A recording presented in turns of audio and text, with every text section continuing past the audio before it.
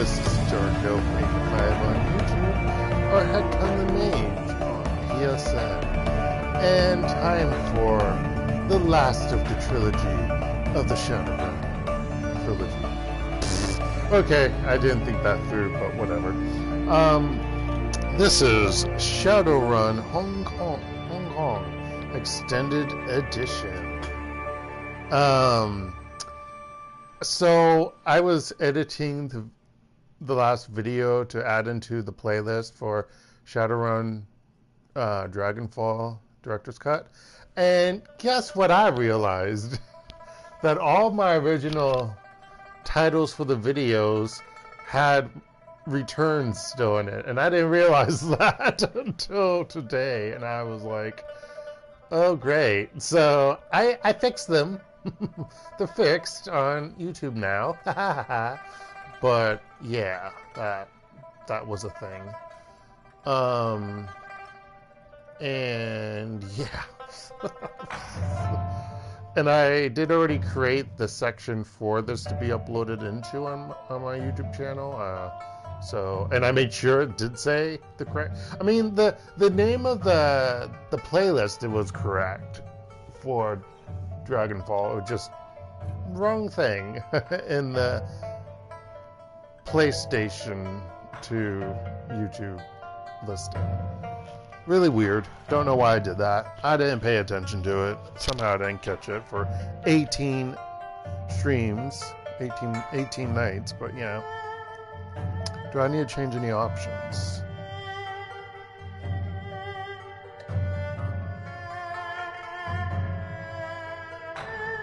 I don't know what that means.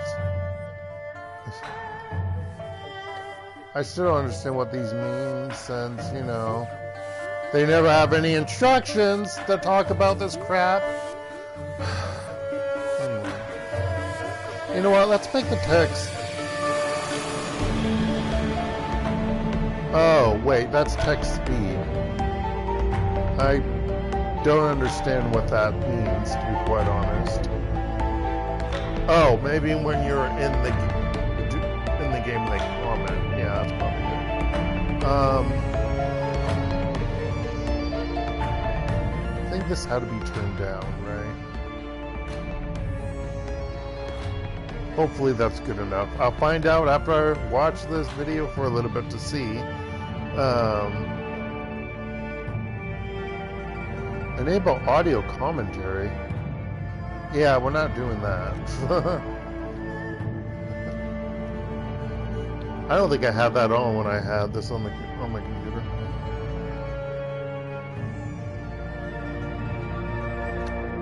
I did download this from GOG again, but this time on my PC, and I now need to just mess around to figure out where hopefully I got my save files correct, and then I need to plug and chug them into the computer, and then I can see if my save's still there. But we're gonna do a new game for here.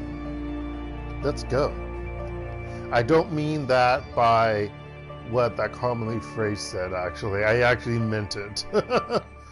Not for whatever people say. Oh, whoa. Oh, yeah. Bonus! So we're not going to look at that yet. Because that's actually... I don't even think it tells you to choose one at the beginning of the PC. Of the computer version. Maybe it did, and I just don't remember. I thought it just added on afterwards, but yeah. Anywho, Shadowrun, Hong Kong. Hong Kong, a stable and prosperous port of call in a sea of chaos, warfare, and political turmoil. The Hong Kong Free Enterprise Zone is a land of contradictions. It is one of the sixth world's most successful centers of business, and also one of the most dangerous sprawl sites. A land of bright lights, gleaming towers, and restless spirits, where life is cheap and everything is for sale. Well, that doesn't give you a really good description of what's happening. How is that? That seems like the first paragraph to describe something. And then we're gonna get in a little bit more detail for, you know, the back of the book, or a description, and for a book or a game or whatever. I just said the back of the book for a game or movie or whatever. That was what are we looking? What are we going into? Anyway, I do believe this is the only one that has an extra campaign mode. Because the other two really didn't. We're gonna stay on normal because that's me. I am on normal, right? Yeah, it starts on that. Okay.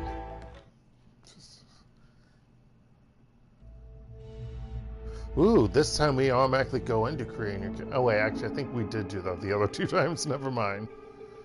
Let's see if they have new... I think... Yeah, they do have new portraits. Oh, females first. I'm not paying attention to my gender signs, my sex signs. So let's look at female humans. Yeah. Street samurai, mage, decker, shaman, rigger, physical adept.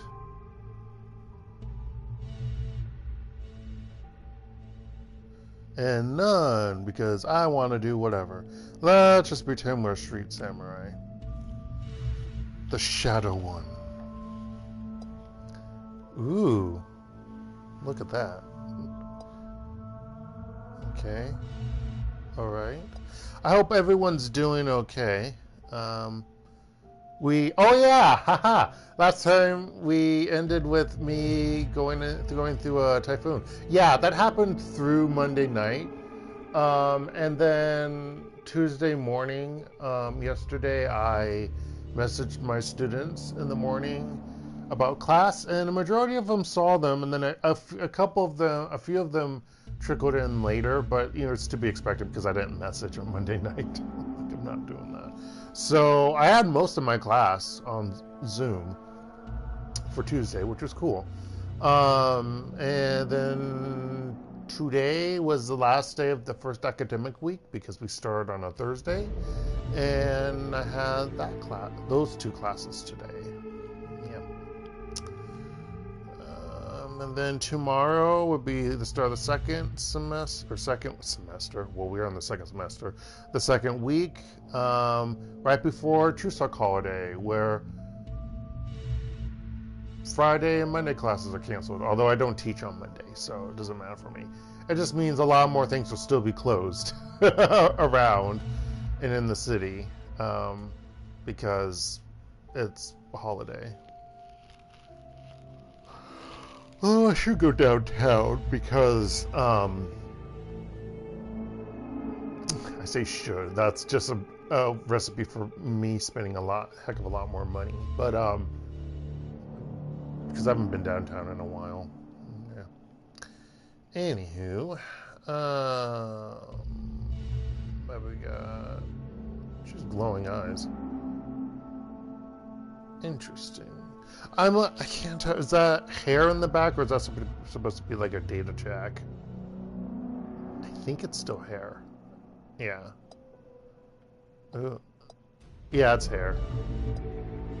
I love where it's like the same person, but it's not. You know. I like that. Woo. Okay. Ooh. Ooh. Wow. Wow. Oh my gosh. Monica? No,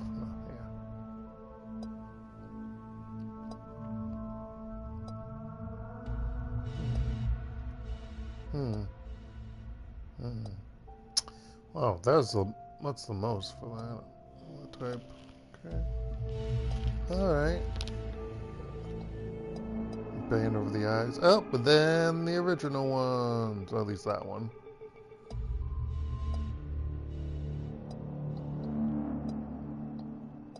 That is the same portrait, but just different coloring.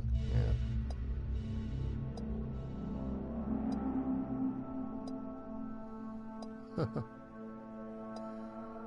Yeah, we got some new ones, obviously, because it's Hong Kong. I think they have all of them included. I might be wrong, but I don't remember.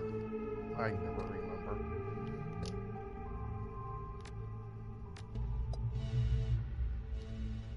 Oh, so these are elves now. It's interesting that they have some close-up ones and then some further back. And then kind of medium.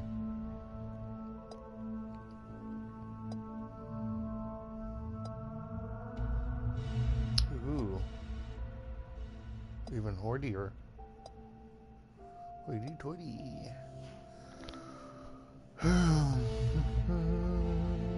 I do like her look. Like, she's focused on something. I always find that's something that's always interesting, like, if you do portraits, other than, like, kind of looking at the camera or sidelong it. I like when they're, like, focused on something. Like, kind of looking, like, they actually look like they're looking at something, not just, like, staring off, you know.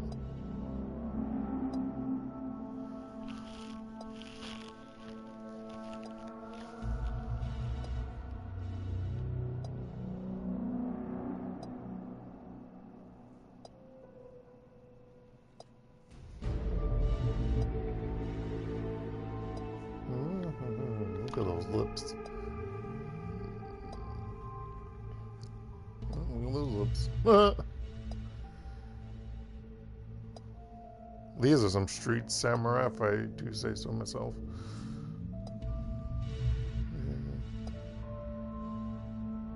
She's like, I don't give a fuck. That's what.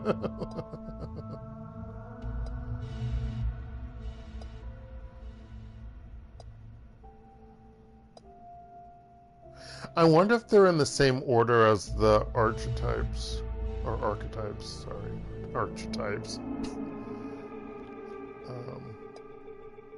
But I don't know for sure.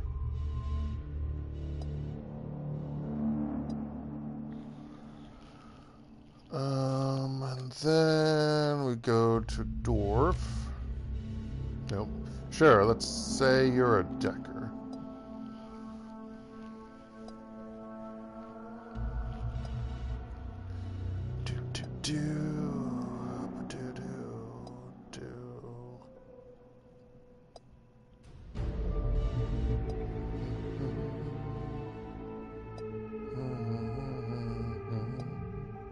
Looking at the different portraits because the art style is amazing. Why do you have, well, I guess you're a gun-toting badass.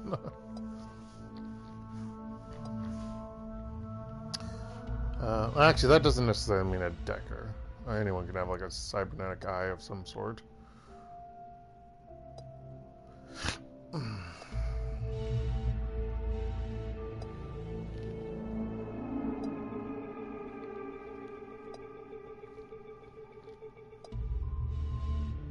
Well, there's not a lot of dwarves. Or dwarfs. Dwarfs would be the correct one, but... And if you try to fight me on that, you don't know jack squat of why it's dwarfs versus dwarves. That's a Tolkien thing, so... Look it up! Let's see here.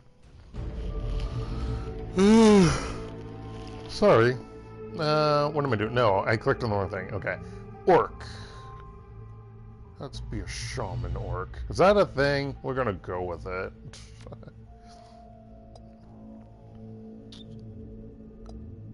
Bum, bum, bum. Yeah, that definitely is a data jack thing. She has like 1, 2, 3, 4, 5 holes. There. Ah, stop skipping. I'm using the joystick, so that's why. I'm in an interesting position right now where how I'm sitting. I'm like really fully reclined. So yeah, it's kind of hard, and I'm using my right hand on the directional pad, originally on the left joystick, so yeah.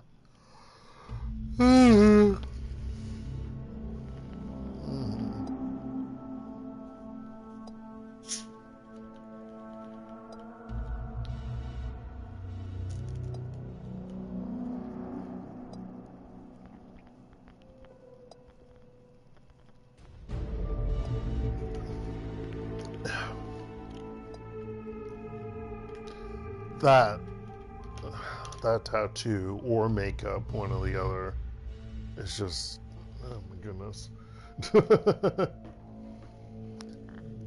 still throws me off every time.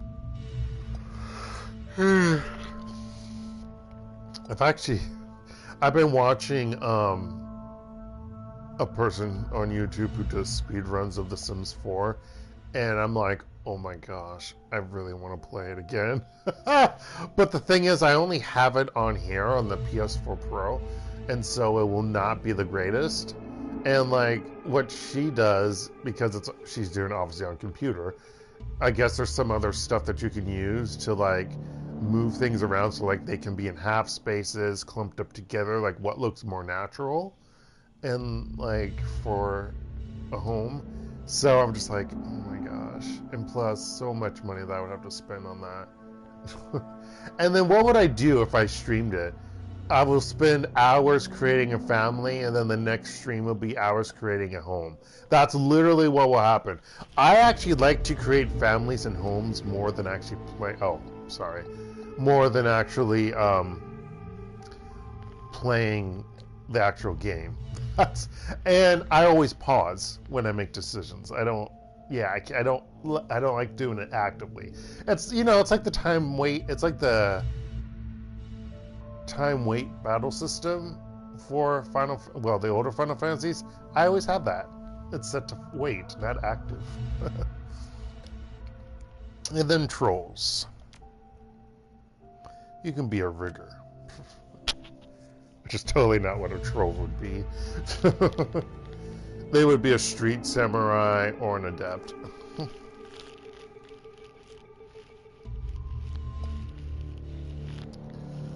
But that's also stereotyping, so... But that's how a lot of things is done in this game. I mean, you've never seen a orc as a rigger. That doesn't work. That doesn't happen.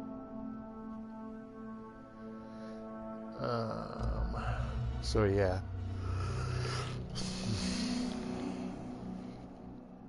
I like where her tattoo is. Ow! That's what was itching. Gosh darn stupid zit over the beard. Oh, gosh. I got so many zits. I got like a big zit on my beard, which I need to trim my beard and mustache in a moment or soon. I meant to do it last Sunday, but I got lazy. And then I've got like, this always happens like at the start of a semester too. I got like all these zits near my eyebrow region or low underneath. And I have it on both sides of my eyes. But I've got like 3 on near my right eye. It's like, what the fudge? My body. It might be because I need to change my bedding. That might be another thing.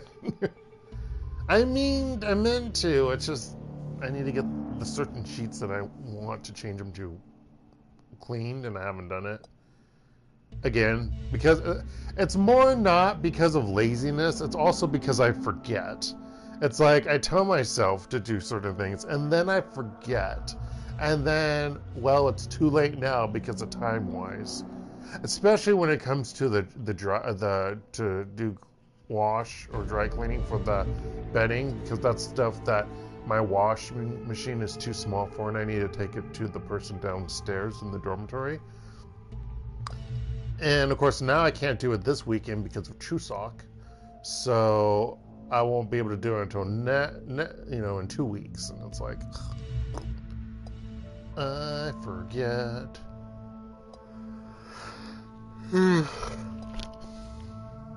Story of my life.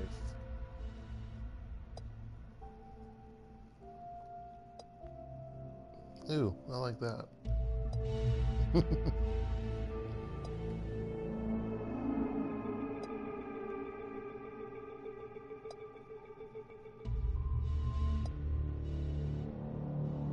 It looks like something's burning in the background. She's burning incense in her portrait file or picture.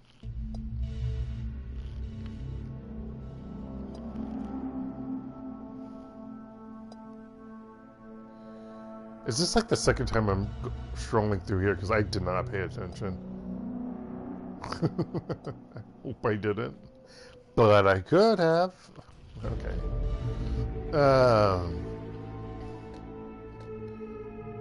And then men. Let's start off with orcs. No, we're gonna start with dwarf.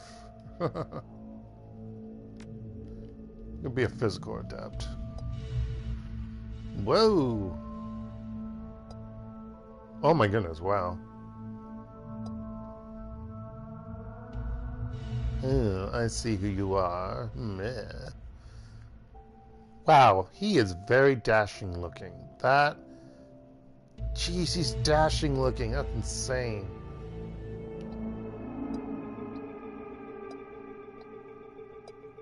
His eye looks... He has more makeup on that one.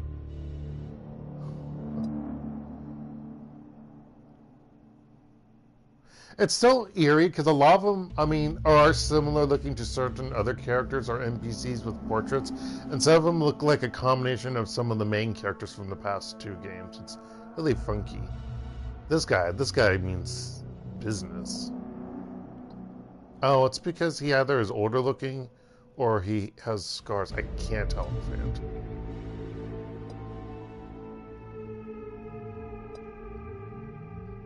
Again, the design on the top, or the tattoo, or whatever. I like it. Okay, he also has the freaking weird smoke in the background. So odd, so odd. I remember what picture, or what portrait I chose for my character in this game, and I did not. I ended up not liking it. I thought about it because, like, well, you know, it's like all the others are like more gaunt looking, and I'm like, meh, and then I kind of like, man, I don't really like looking at myself.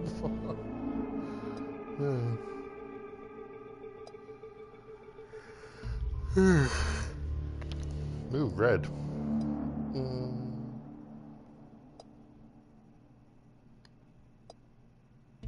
Well, that design again.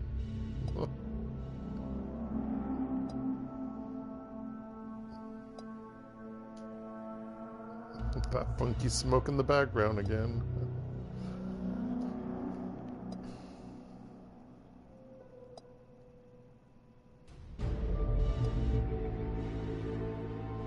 I like this one. This is one of the new ones for this game. Yeah, I mean, you can tell, like, each one has like a different type of art style a little bit, but they all still look good. Some of them just look really more surreal. It's very funky than others. Like, if there were such things as these type of people, that's what they would look like.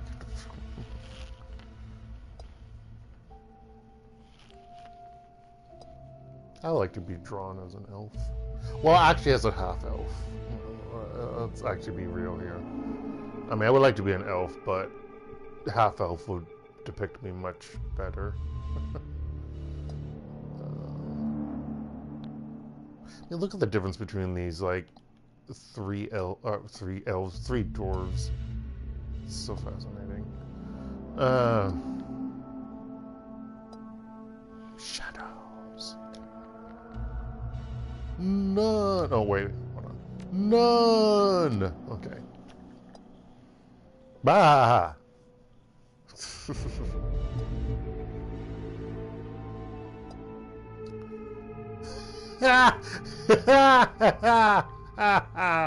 I'm sorry, that bandana. Okay, he looks like a bee to me, or a wasp, just because of the glasses. Aviators, shades, whatever.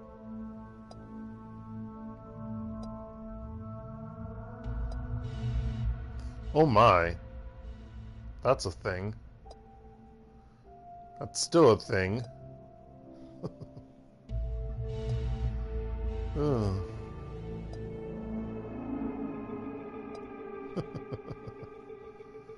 Dark, why are you showing these all to us? Because I can. That's ooh. I like his portrait. Bum, bum. Bum, bum, bum. Every time I see certain goggles and then they throw one out that's like completely different or whatever the eyes are supposed to be or cybernetic eyes, and I'm just like, it's fascinating. I do like his tattoo on his throat. Chest? Whatever. Thorax? No, wait. Where's the thorax? I forget.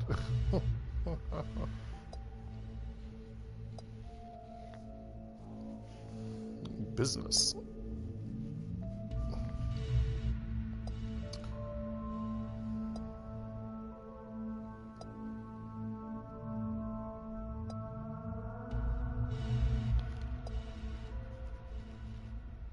Bum, bum, bum, bum. Bum, bum, bum, bum, bum. Ba-da-ba-da. Arg.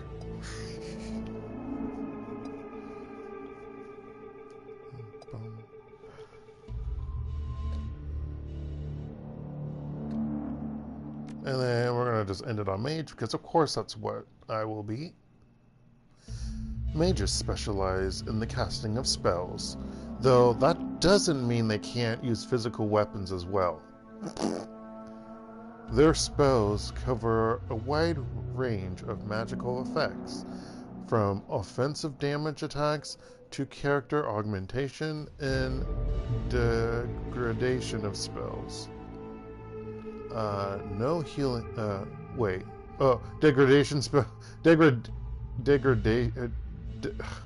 Degradation spells to healing spells. I thought it said no healing spells, and I was like, wait, what? They didn't change it up that badly, did they?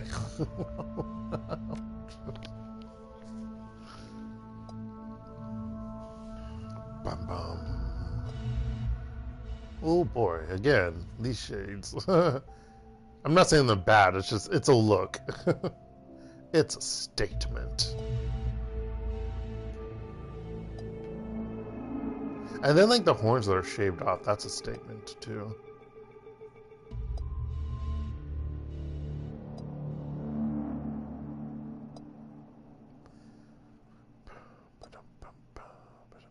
It's interesting how some of their horns look.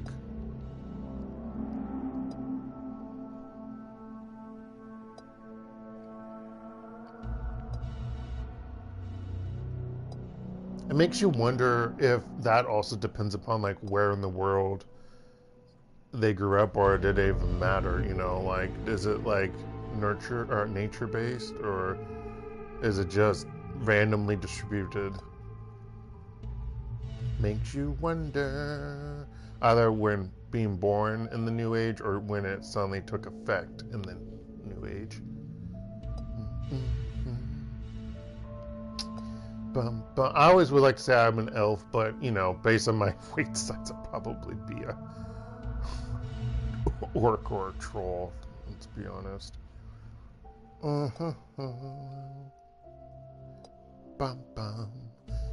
Gonna have to open up my window in a moment because the AC got turned off.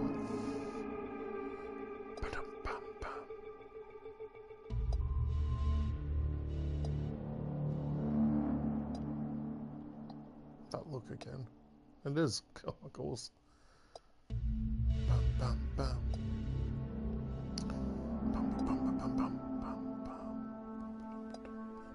That one's an interesting one. This one's an interesting one.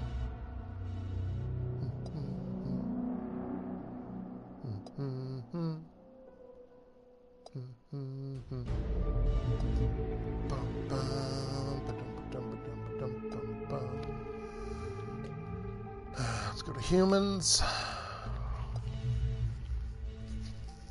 Well, he's pretty red.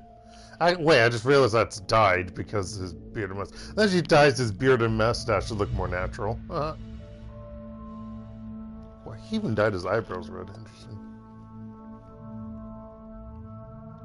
I'm here, but I'm also not here. I'm not in the meat world. Wow, okay. It's a creepy portrait. Those eyes. Oh boy. I stare into your soul. Ah. I'm wondering if some of these are like Kickstarter backers, because some of these look really realistic. I think that was a thing. Paid a lot for whichever one you can. Well, I thought that was only the rich. I guess they did Kickstarter backers for all three, maybe? I don't remember. I don't remember. Oh my gosh, you have a kitty. Oh. No, I'm not going to play human just for the kitty in the background. I almost want to, but I don't. But no.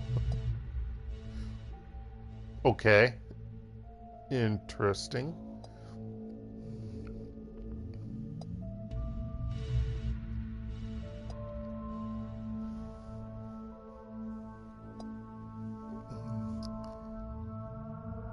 Kitty in the background.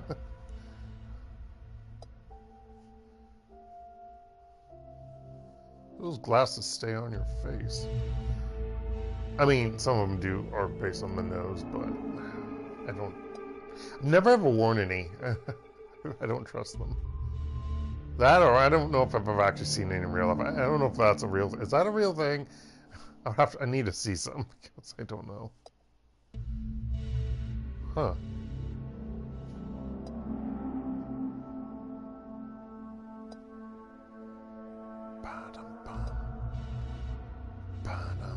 Pump is looking.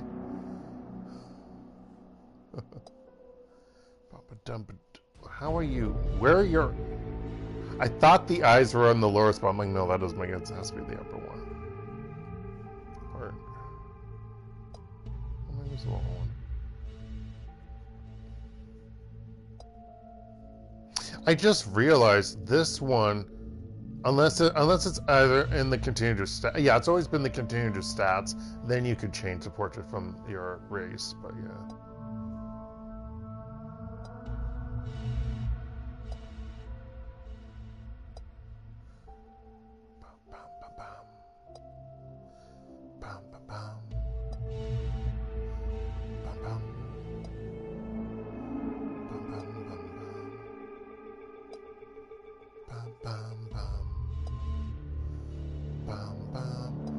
I mean, seriously, all these guys like to shave their chest hair because I don't see any with chest hair.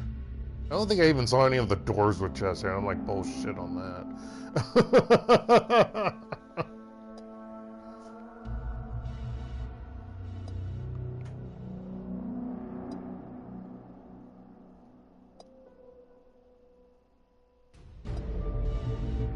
I actually forgot what Dark looked like in the first one. I have forgotten what he looked like. Oh no, I remember what he looks like. Never mind.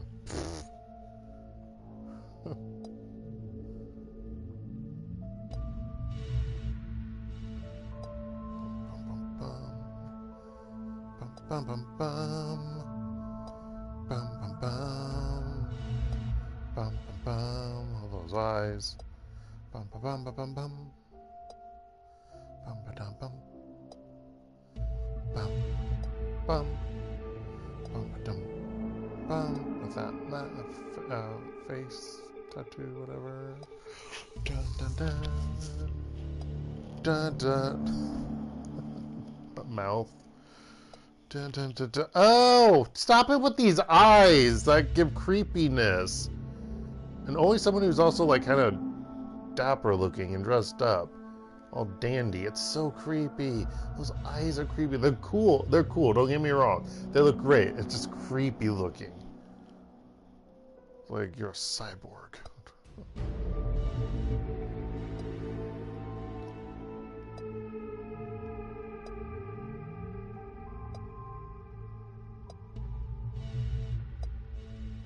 A lot of human faces.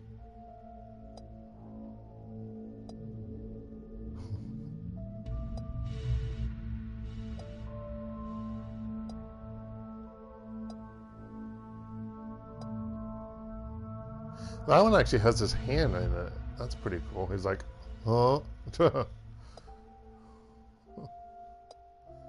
I still want a cat one, but I don't think there's an elf one with a cat. Sad panda. Many people consider elves to be the most fortunate metahumans.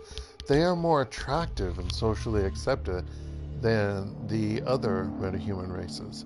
Elves are taller than humans, but have a more slender build. Their hair is usually thicker, longer, and more luxurious than average, and their ears come to a point. Let's see, all elves have a +1 to charisma. Woot woot! Maximum stats, body 9, quickness 11, strength 9, charisma 12, intelligence 9, willpower 9. Oh yeah, this one they kind of changed how stat building works with abilities and whatnot a little bit. I know they tweaked it. I forget offhand. So this was the one I eventually picked, and I'm like, no, why did I pick this? So we're not picking this for this character.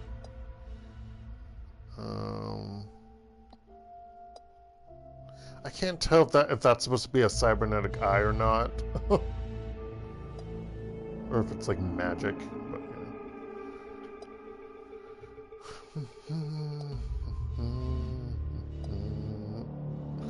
Doop doop doop doop doop doop doop doop doop doop doop doop doop doop. Oh yeah, and when I said I picked that was the one from my computer save file. Tae Insu. Even though we're in Hong Kong, I think we're supposed to be Chinese descent. Like, no, he's Korean descent. Jeez. Doop doo. Doop doo. Doop doo.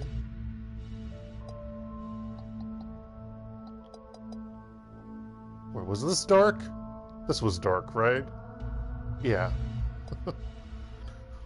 Legolas. No.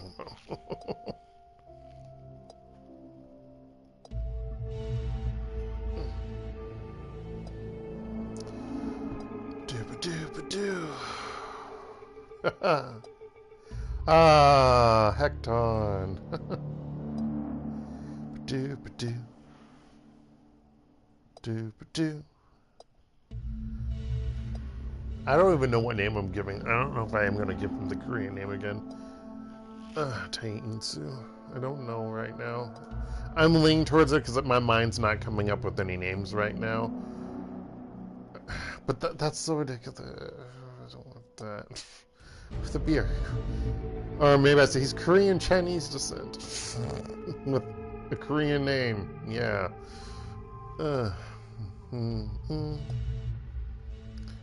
Doop-a-doo. Doop-a-dooba-doo. Doop-doo-doo. Doop-doo. Doop-a-doo. Doop-a-doo-doo. Doop-a-doo-doo. Do-do. Yeah, they don't have a lot of photos for real. Let's see.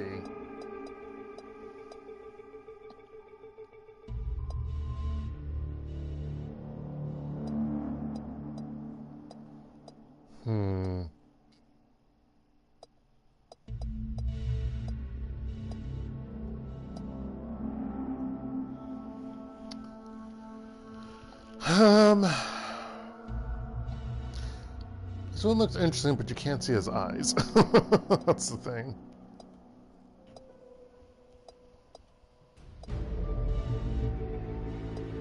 Sorry, I'm putting down my obviously my recliner.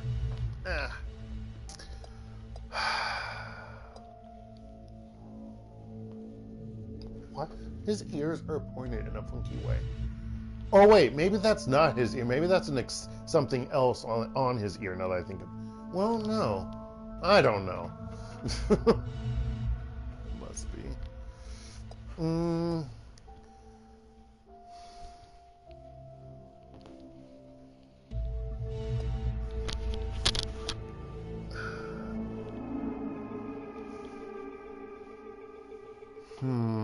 What is?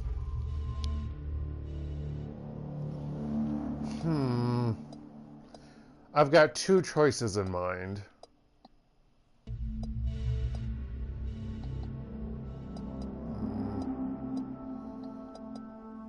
Well, technically three. I was thinking this one. I just can't tell the eye, though. I'm gonna have to literally... I literally have to stand up and get close to my TV. This is sad. Okay, that's probably supposed to be kind of a cybernetic, but you could claim that it's magical. You know. So that was one. This is two. And I thought about this one as well. That would be three. I like hair. I don't know if there was really another one. Yeah, I just would like to see his eyes. Excuse me. Yeah, I don't think there's another one. Oh, that one.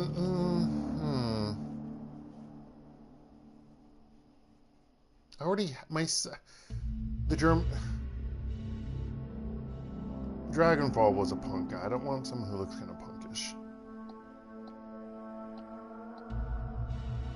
Could do that one again. Back to that,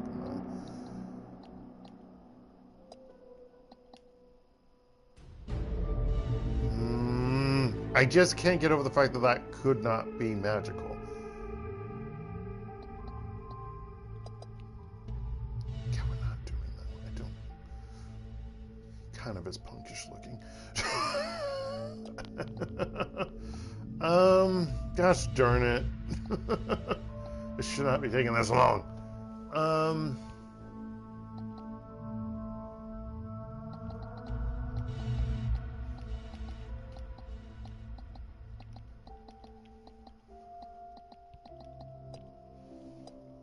Oh no, I said not to. Oh well.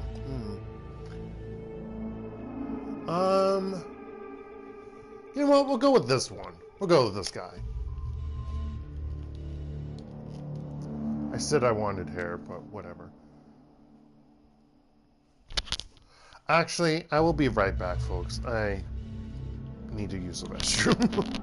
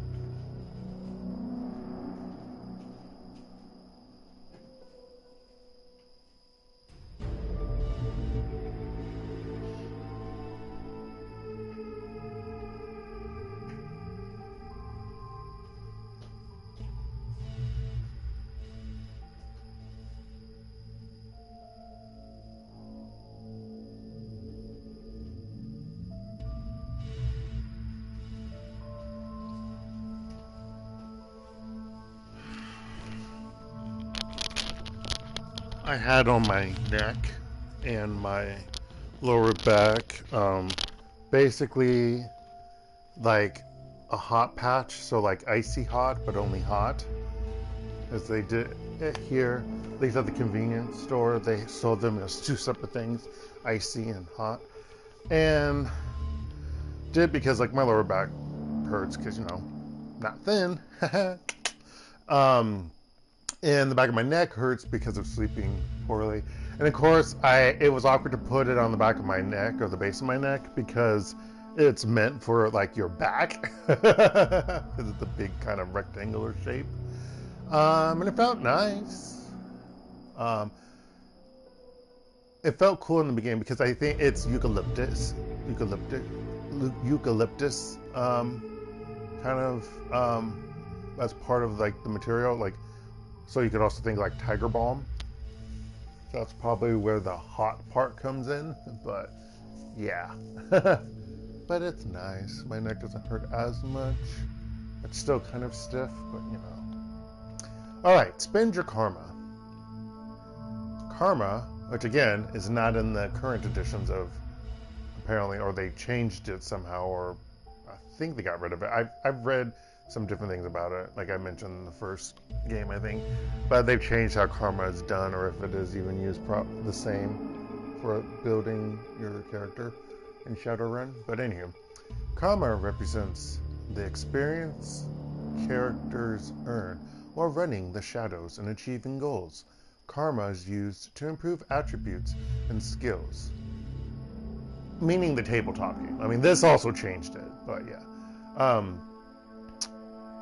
An attribute or skill rating can be increased by spending karma equal to the next increment of that rating.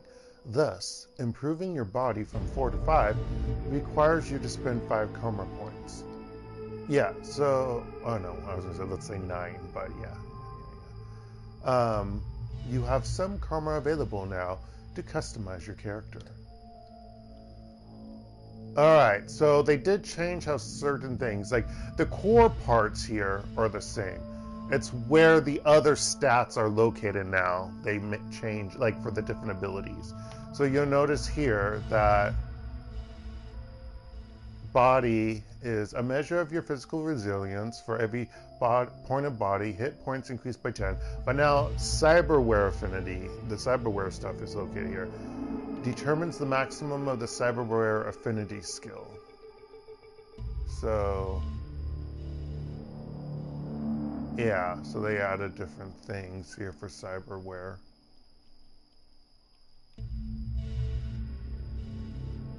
And also how you can increase that, because now I guess certain essence is allowed in here. Yeah. Quickness.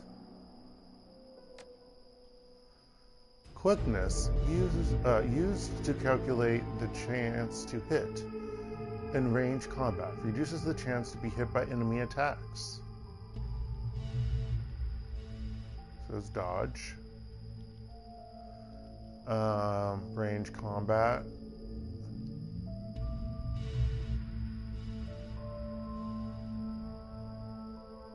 Monofilament whip cyber weapon.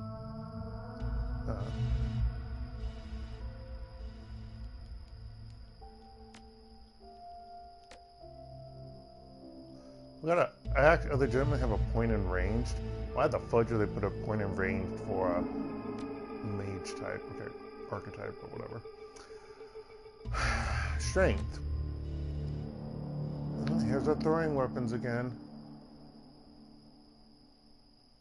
Oh, grenade use reduced.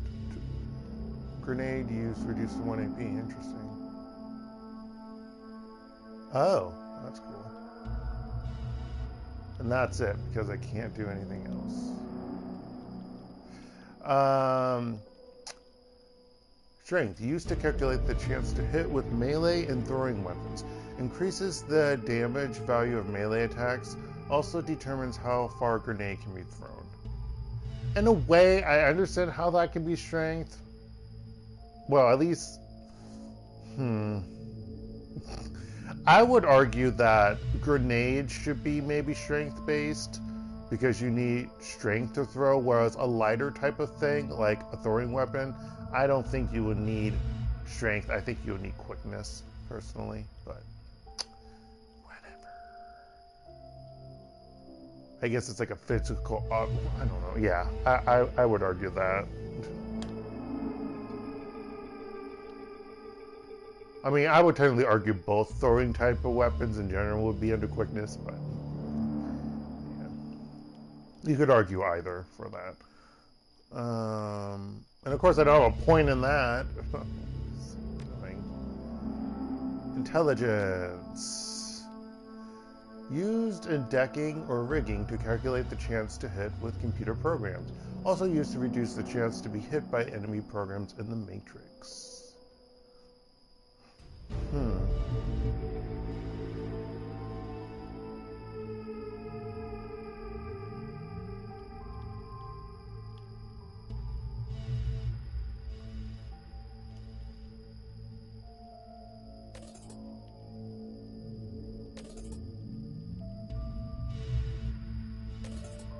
Right now.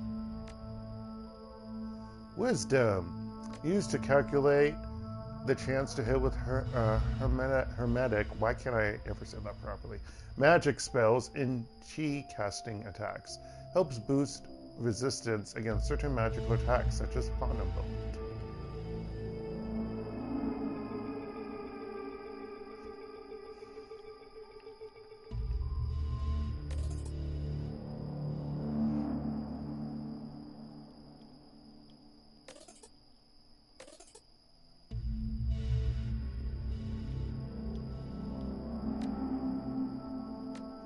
And charisma. Used to calculate the chance to control spirits. Increases the chance to hit with offensive conjuring spells. Unlocks etiquettes that affect conversations. So let's get our fourth one. I didn't get to choose one originally. Like they allowed before. They got rid of that. I don't like that. I don't like that game. Etiquette is about knowing how to behave in various social situations. The right etiquette can give you an edge in certain conversations. Choose an etiquette from the list below. Choosing an etiquette does not cost karma, and each etiquette can only be chosen once. Corporate, security, gang, socialite, shadowrunner, academic. Now I don't remember what the ones come up. You should be more logical and pick corporate, security, or gang, or shadowrunner off the top, but what am I gonna pick? Should do academic. I always thought about socialite. I do want to do academic. Fuck it, we're going to do academic. That's just a waste. That's a waste, I tell thee. Let's see. I could increase my willpower.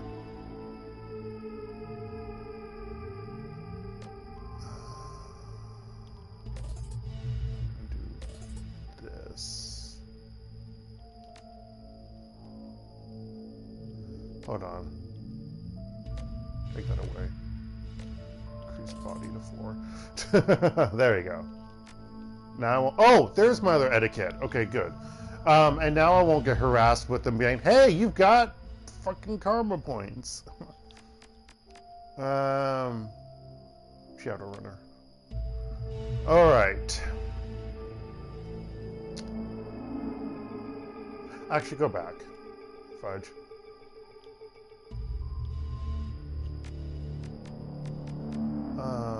Security. I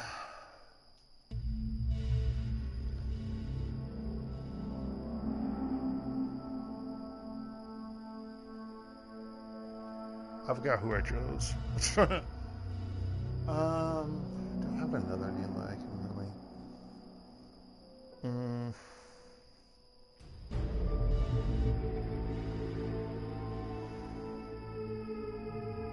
We'll just do Insu, even though it doesn't really... whatever. We'll go with it. Oh,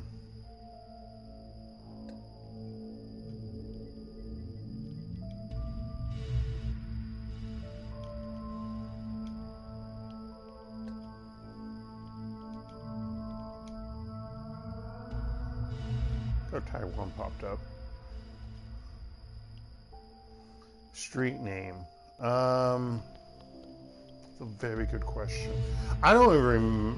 Well, I probably did Dark or Hekton for my computer version.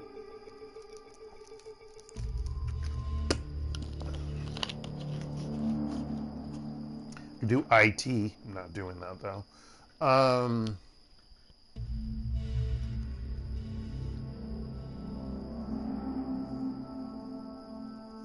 What?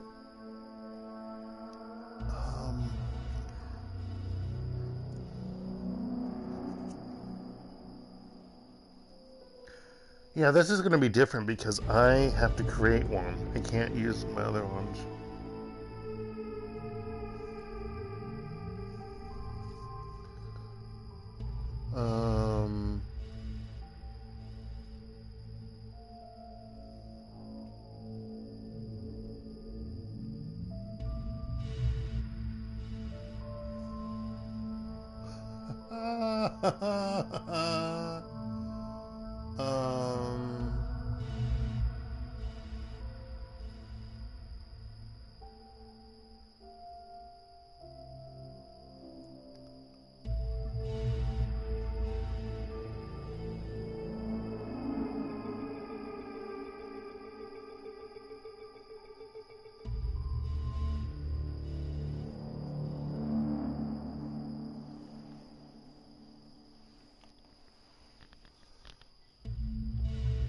Let's see.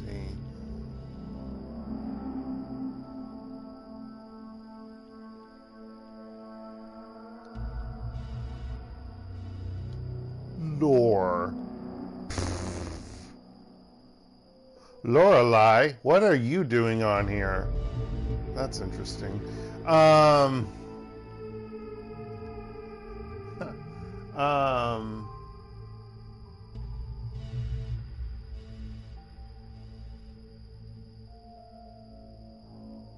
Lore. I don't have a really good name. Well, I mean, not that I'm saying the other names are great. Those are just part of my different, usernames. So, yeah, we'll go with Lore.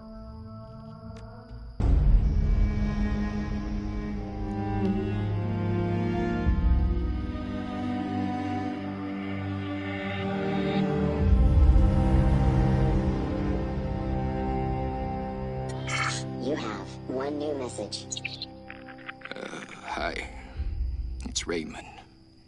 I hope I have the right number. Look, I know we haven't spoken in a while, but I need your help. Remember the day I took you and Duncan off the streets? I told you that the past is just a story, that if you can just accept that, your past loses all power over you. Yeah. I was wrong. I'm on my way to Hong Kong now, to finish something I should have faced a long time ago. And I need you with me. I know we're not blood, and we didn't leave things in a good place, but you and Duncan are the only real family I have. I'll explain more when you get here. I'm begging you.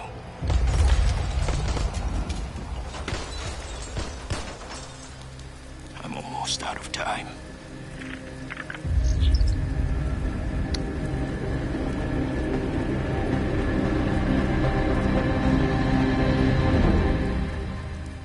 Yeah, so the foster father got killed, or adopted father. I forget what. I think they say one or the other.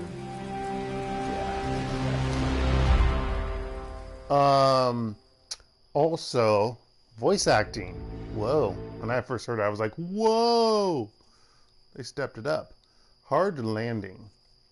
Raymond Black. The old man gave you a home once, took you and Duncan off the gang-ridden streets of the Barrens, sheltered, educated, slapped sense into you both until you almost resembled productive members of society.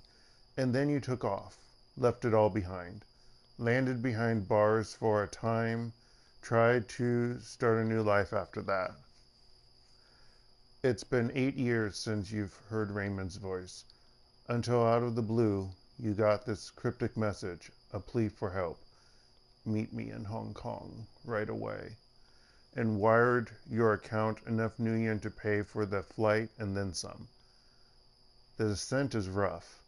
A squall comes out of nowhere, sending a solid sheet of rain punching into the suborbital, transport. With a ragged shudder, the plane finally skids to a halt at the edge of the... I'm going to butcher every Chinese name in this game. Sorry in advance. Edge of the Cheklopko tarmac.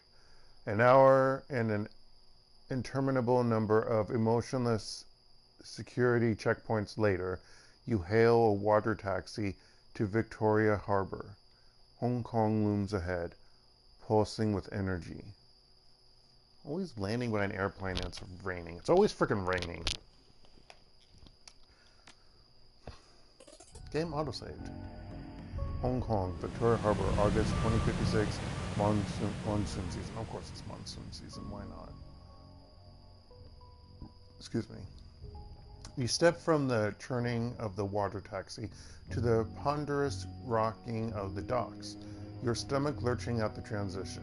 As soon as you're clear, the captain nods once and steers the small craft back into the harbor. The man never said a word, just handed you a worn brown duffel bag when you stepped on board, filled with gear, some stiff new body armor, and a note. Better safe than sorry. D.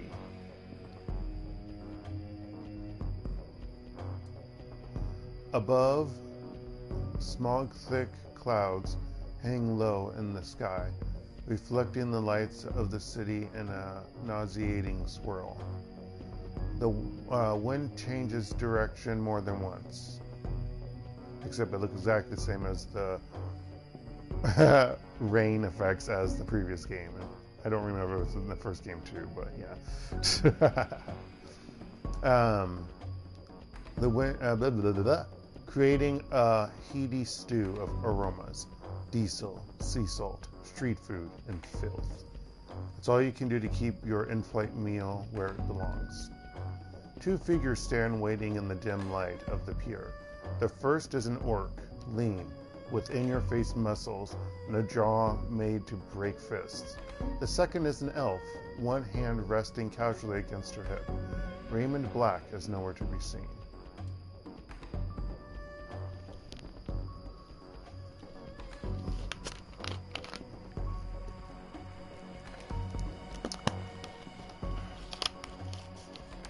Well, don't you look like shit? Duncan Wu, the closest thing you have to a brother. You haven't seen the man in 8 years, still as charming as ever. Wait, is that the person who was in the fighting tutorial or battle tutorial in the first game? Yes, and also the woman, the elven woman also. Yes, we finally get to see them. Let's see.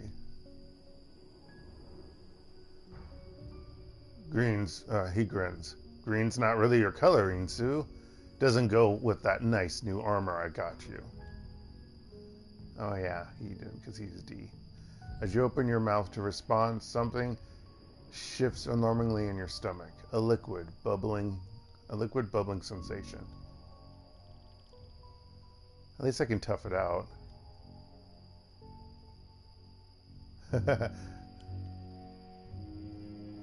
Tough it out.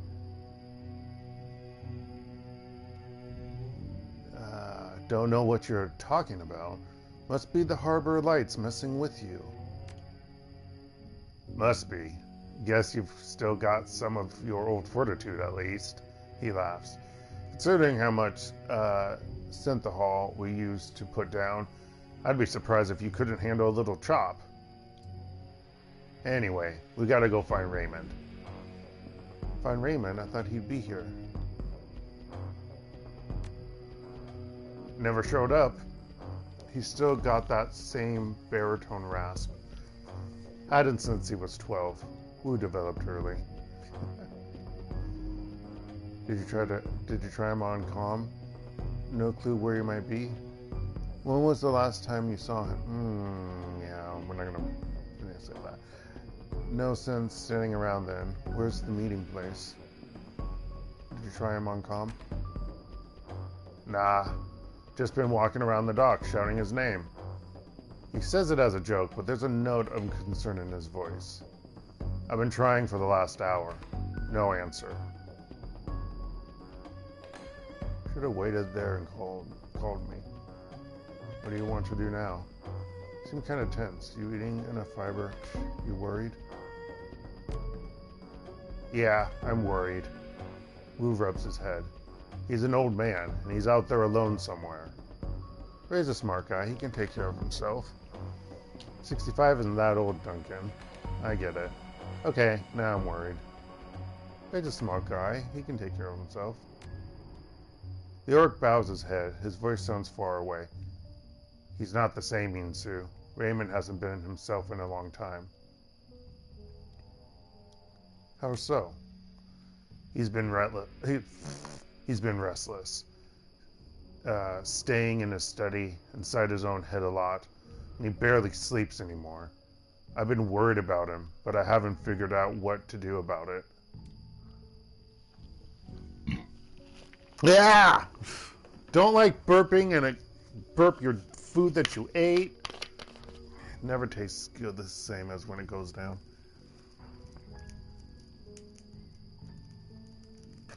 It never does. Also, I may have to change gaming day because my throat is already feeling like crap because of teaching earlier today. I really might do Thursday, Friday. I might change that up. Thinking about it. Same as I might end up thinking about changing my grocery shopping day so it's not on Friday. I mean, if I only had a morning class and then I went grocery shopping, that's fine, but I don't like going grocery shopping in the mid-afternoon.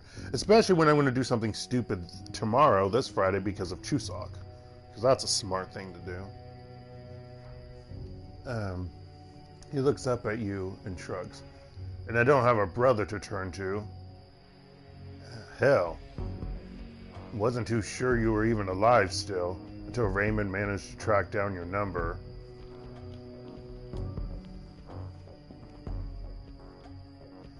The woman standing beside him breaks in. You should get going, Duncan. Head back to the meeting point in case your dad shows up. Copy that, Sarge. They're wearing Lone Star body armor. Looks like Duncan Wu's gone private detective.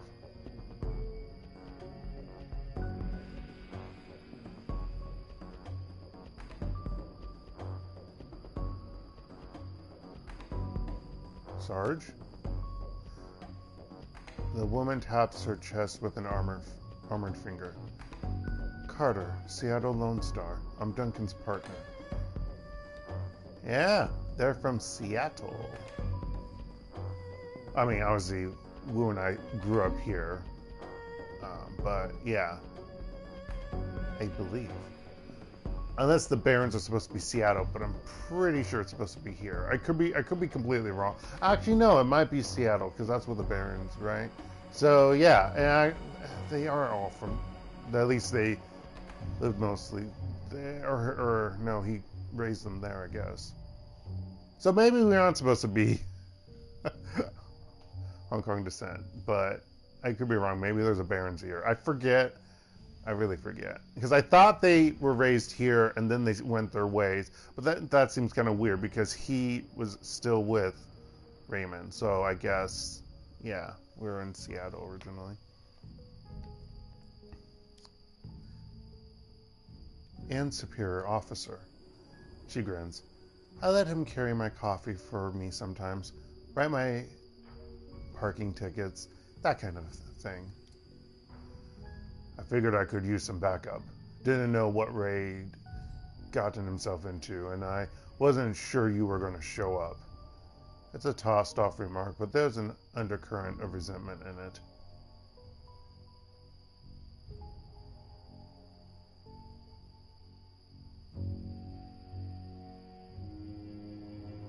Of course I showed up. Yeah, well, I wasn't so sure, you know? He shakes his head. Hey, look, I'm glad you're here, Insu. Seriously. But I'm gonna need some time to get used to having you around again. Been a while since I heard from you, you know what I mean? Know what I mean? Memories of sleepless nights in lockup flash by, wondering if you'd ever see Duncan or Raymond again, wondering if you ever wanted to. And then stepping out into the daylight, suddenly free, the fallout of some obscure corporate restructuring, a few $100 million worth of apology from your former jailers, and a decision to start a new life, to leave the past behind, all of it, until now.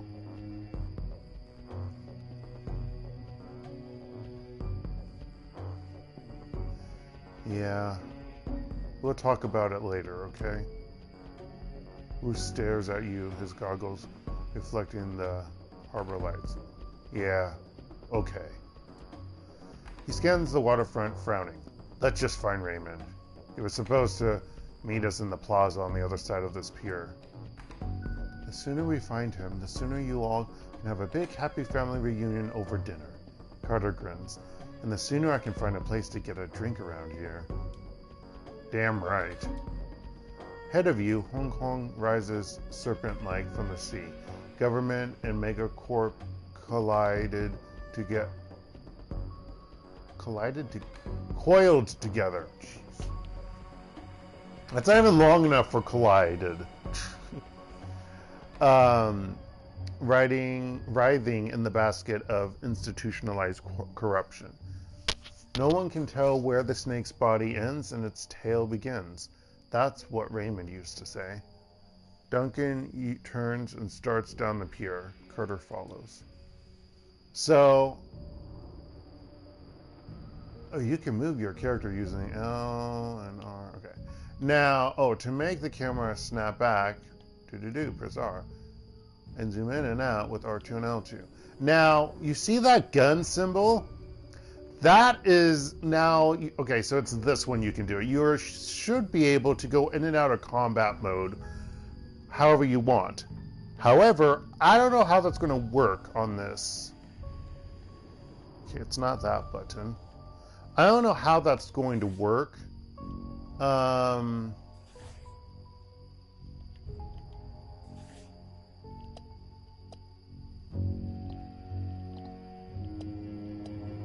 Trained by Lone Star, an expert in assault rifle combat and non-lethal takedowns. So, seeing this, and she has no description,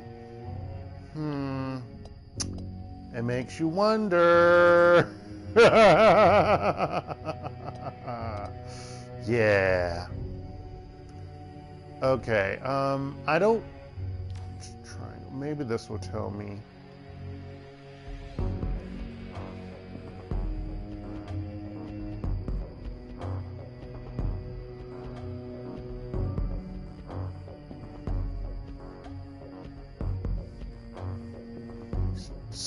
Well, it's square button. Oh. Okay, I think it has to be lit up, though, before. You can do, like, a surprise round ahead. Otherwise, if you get too close and you don't surprise them, it goes in initiative, and they might actually go first, or it might take your attributes into effect. But, yeah. One. There's the other one. Oh, I see ley lines in the distance. I was really confused by this originally because of where you're supposed to go. And I ran out of healing items. Actually, do you even start with healing items? Hold on, let's look at this.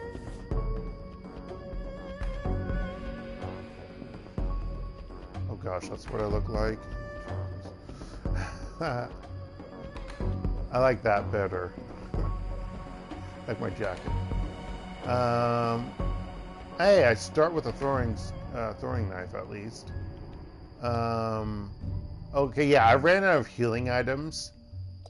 And that really sucked. Because I don't start with a healing item, I just have a revival, which of course, yay. And yeah, I really did not like the start of this, and I actually did die. I did not like it at all. I was so annoyed. Already getting stuck around things. That's a great start. First construction is expanding the harbor. Blah, blah, blah, blah. Yeah. I should probably change that to... You know what? Let's change that to slower. How do I do that?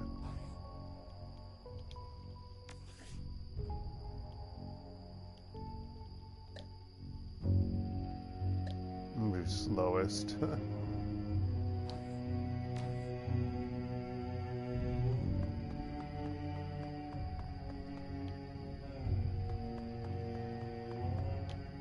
Locked. Okay.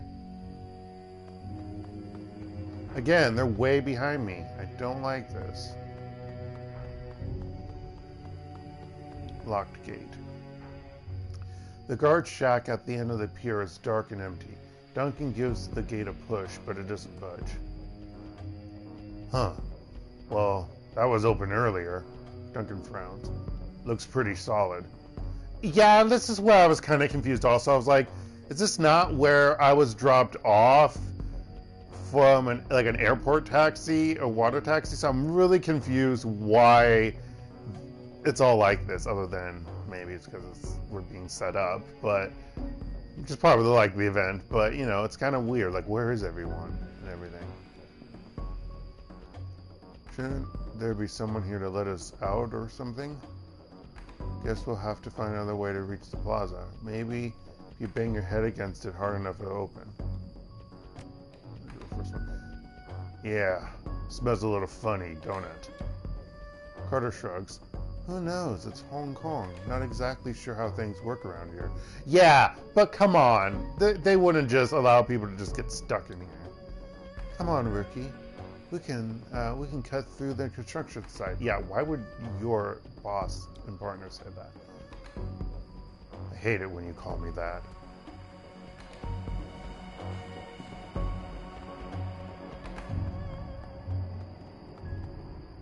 Now this becomes available. Security checkpoint. The gate is locked, but the nearby console panel appears accessible. Carter pulls it open with a metallic screech that pierces your skull, sending a new wave of pain down to your churning stomach. She examines the control panel for a moment, then throws Wu a backward glance. Looks like there's another way out of the docks on the other side of this gate. I think...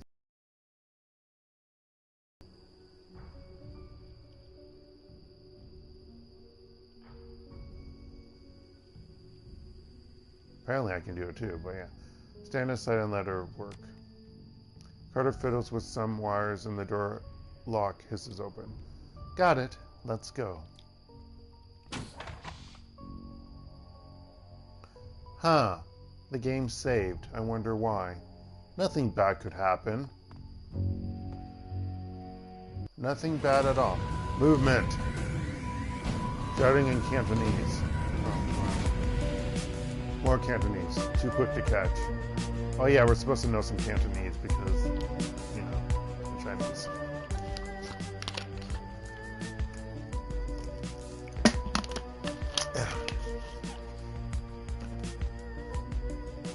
Welcome to combat movement. Welcome to combat! To move your active character, use the left joystick to select a tile, and X to move there.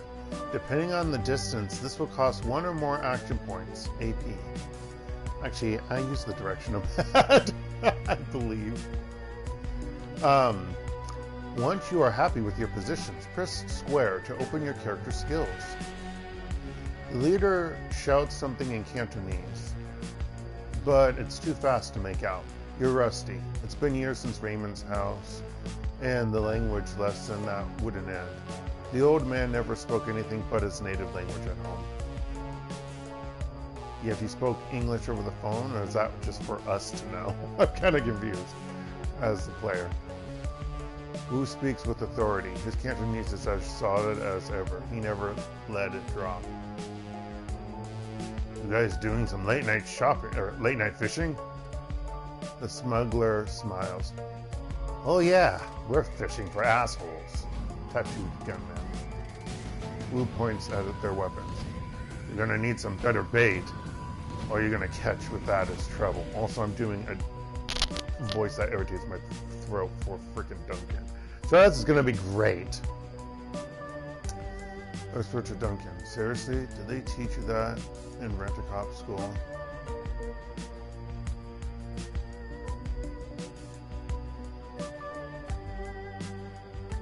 Try out your Cantonese. We're just passing through. Why don't you put the guns out? Oh wait, I'm not gonna say that because I know it's bullcrap. Because I think I say something stupid. That makes no sense because Lone Star's in Seattle. So I'm gonna do the top one. Seriously? They teach you that in rent-a-cop school? He turns to you with a smile starting on his face, then he thinks better of it. Turns back to the smugglers. Wu flashes his badge. Oh, I guess he will say it. Lone Star, put the guns down. The smuggler squints at Wu's badge, then smiles at his friends. Never seen a badge like that before. Either it's fake or you're some kind of security guard. He grasps his rifle. Either way, this ends the same. I think he's done talking. Turn-based combat. The best combat! No, it's not the best, but I like it. Based combat mode. Each character on your team has an action pool. Spend these actions on movement, attacks, or using spells and items. Once your team's turn is complete, the enemy team will move and attack. Additional tutorial information is available from the reference guide, which can be accessed in the upper right corner of your PDA menu. Also, they will keep popping up because you decide to allow tutorial mode on because you're like that. But you want everyone to get the full experience. Of course, I'm in the front.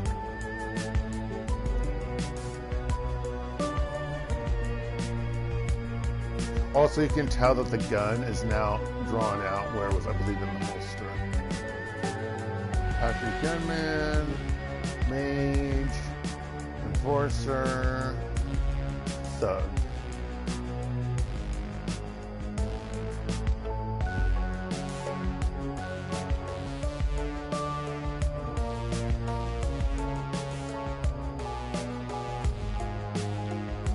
Skill selection. Select a skill using directional buttons or the left joystick. A panel with detailed information on the selected skill will appear above the skill bar. I don't know why they highlighted those in yellow, but whatever. Confirm the skill with the X button to target an enemy. Why you? No. GTFO. Get into that.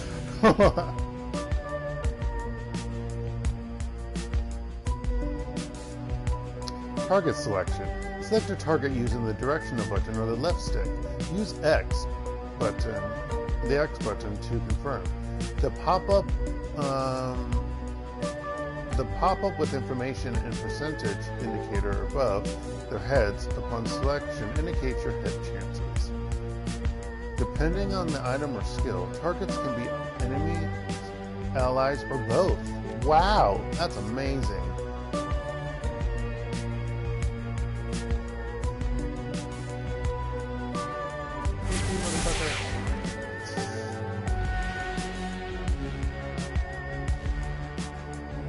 Oh no, you do have to use the left direction button to move.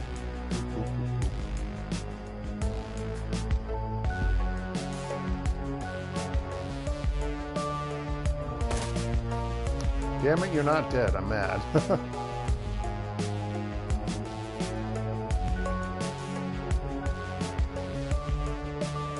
this is not a good thing where I'm putting her right next to him.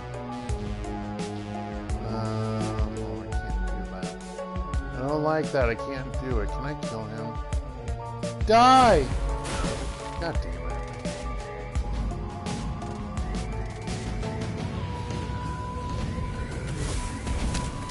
Ow.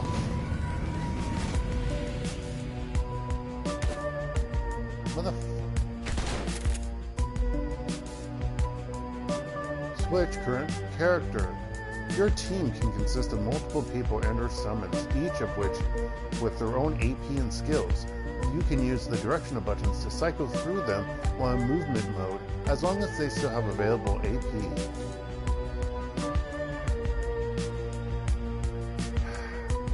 Switch weapons and items. That's what I get for having it turned on.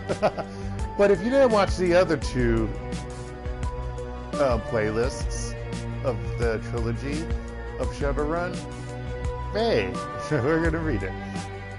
Or I'm going to read it. On the far left of your HUD, you can, or, fuck, what does HUD stand for? Something display. Something user display? Head user display? I forget what HUD stands for. HUD stands for. Sorry. Because they never explain it. You can see all available weapons to your current character. You can cycle through your weapons by using the R1 button. On the far right of your HUD, you can see your inventory. This is where you can find items such as spells, drones, or special abilities if they are available to your current character. Use the R1 button. Wait, hold on. Sorry, use the L1 button to cycle through weapons. Use the R1 button to select the one you want to use. Wow. Wow. Okay. I need heal. Heal me.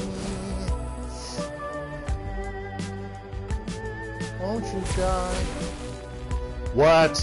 Fuck you, game. Just fuck you. Die! Thank you. Okay.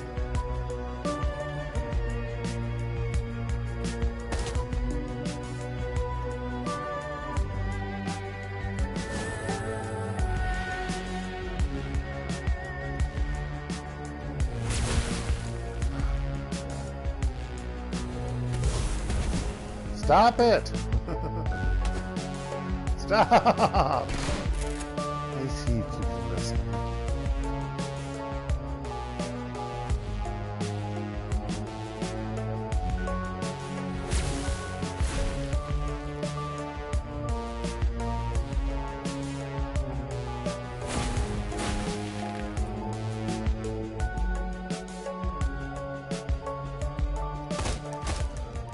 Yeah.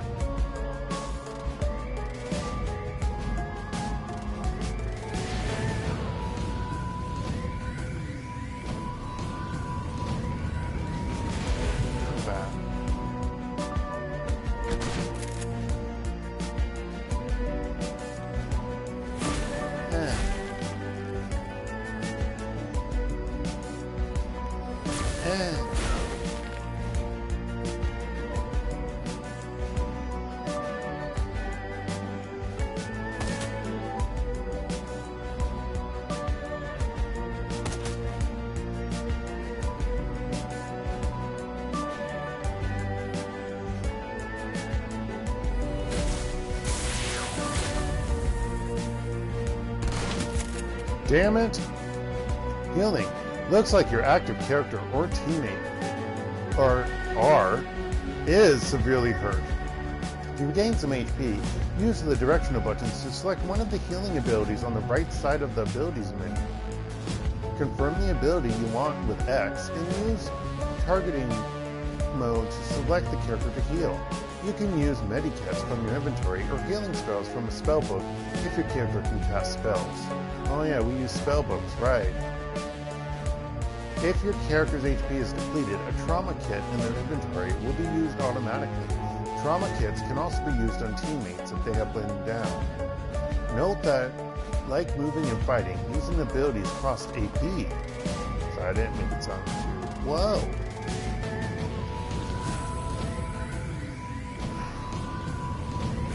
Get out of here. Oh shoot, I could have had her heal. I don't know if we got fully healed afterwards. Tutorial reminder. All these tutorial screens will only be shown to you once, but if you need to see these helpful screens again, they can be re-enabled by marking the Enable in-game tutorials checkbox in the options menu. Confirm. Yeah. What was that? I don't think we got healed after. I don't think it auto-healed us. Well, it auto-healed them. God damn it. Fuck you, game. Because I got hit twice. That's probably why. Pickup. Toko, an illegal street drug made from the leaked kamikaze formula. Adds +1 body, +1 strength, and +1 willpower for 5 rounds. Every time the user's attack strength increases. Yeah, what's the side effect?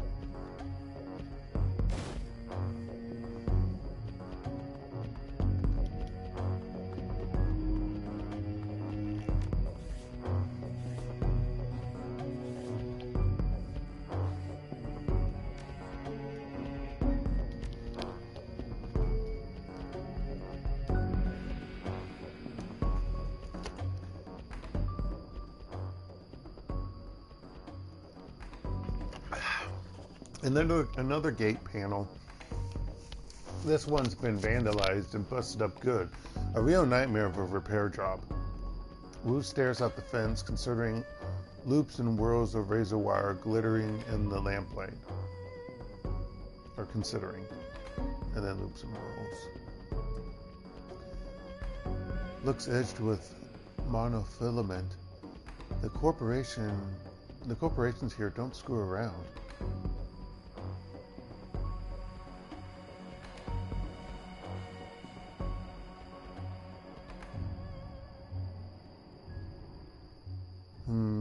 Guess we better find another way through. Duncan nods his agreement. Think you can get the gate open, Carter? Oh, sorry. Think you can get the gate open, Carter? I forgot my voice for a moment. I was practicing something. She winks at him. What do you think? She eyeballs the job. It'll take me a few minutes, though. Frowning, she leans to get a closer look at the mangled fuse box. A few seconds later, she starts pulling wires and yanking fuses, a look of intense concentration on her face. Thought she was a mage. In Cantonese, Insu. He sounds like Raymond when he does that. The pen of my aunt is sitting on the end. That's fine. I thought she was a mage. She is. No, she is. Carter likes to know how things work. She used to be on the bomb squad. He continues in Cantonese. We speak only Cantonese from now on. Just like we did when we lived at Raymond's. Those endless drills are about to pay off.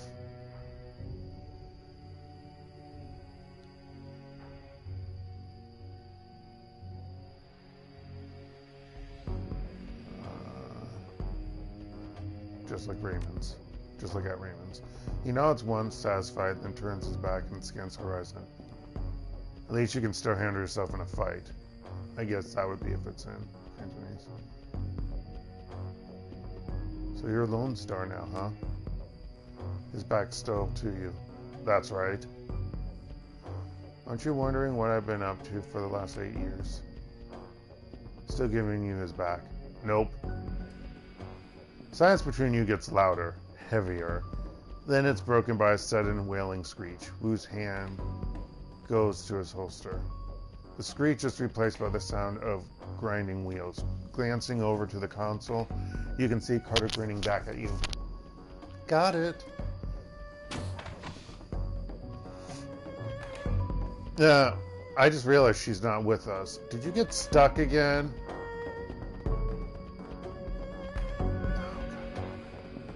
Wow, I hate when this game does this. I hate it so much.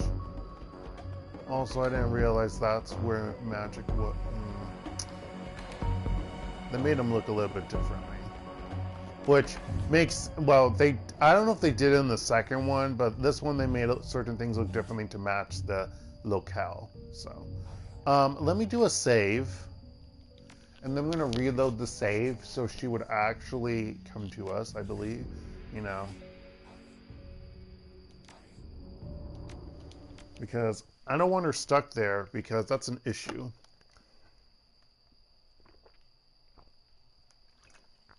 You know, like when we go into combat. Already starting and she's stuck. Our character gets stuck.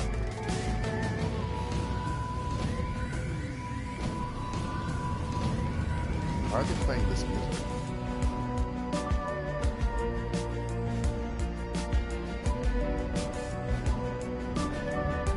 Weird that they're playing this music. This fight music.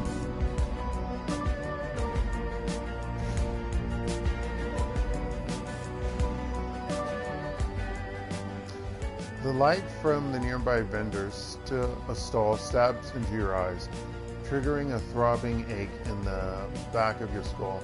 You stop short, squinting as rough voices drift in on the wind. Tattooed smuggler. Where's everyone else? Where's the damn shipment? Street soldier. Haven't seen them yet. We just got here. Tattooed smuggler. The voice becomes irritated. Long ways probably waiting for us, so we can haul it out of the boat for him. That lazy bastard. Let's just hang out here. Let him find us.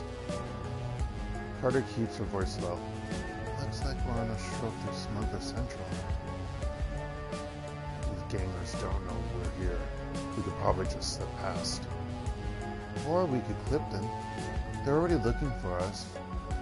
Might be better to take them out now. Well, we've got the element of surprise on our side. Ambushing enemies. While unaware hostiles are on screen, press square. Press the unholster button to enter turn-based combat mode. This is square, which we don't actually say in this little tutorial box, but you looked it up. Oh well, they say it up in the upper right. Before I do that, can I get that item that's over there?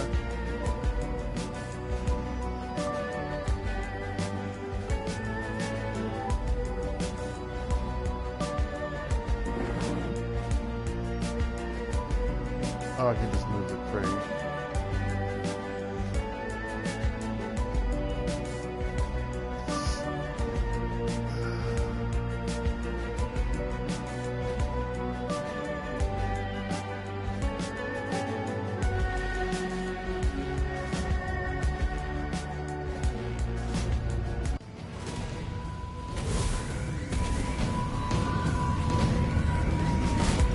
Dark made a boo-boo. Dark is dying. Okay. That's not what I meant to do. I thought I could move a little bit further down. That's what I thought. Let's try that again, shall we? I do want to kill them because they're smugglers.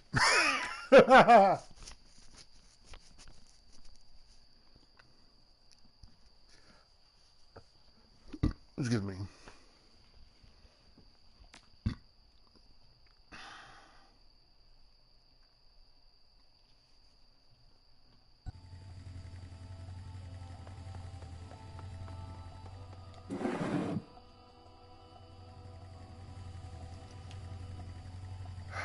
There's 4 of them. I'll save here again, and then if I like completely die.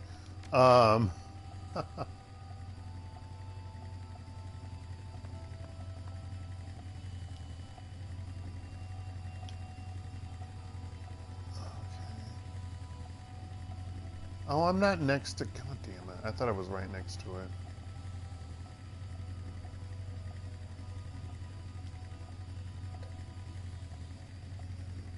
Infantry mage for your shoulder.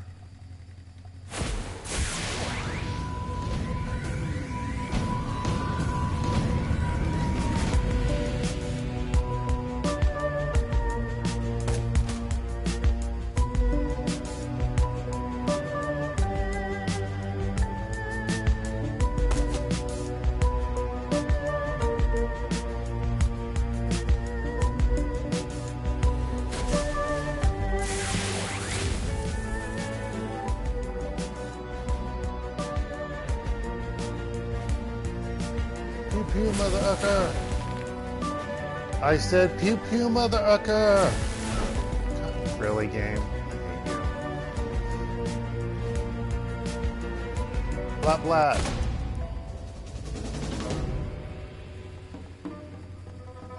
Oh, there's an item. Oh, yes, please. That was worth it. Come on. Come again. +1. It probably would be more if you didn't fight them, but I wanted that MIDI kit.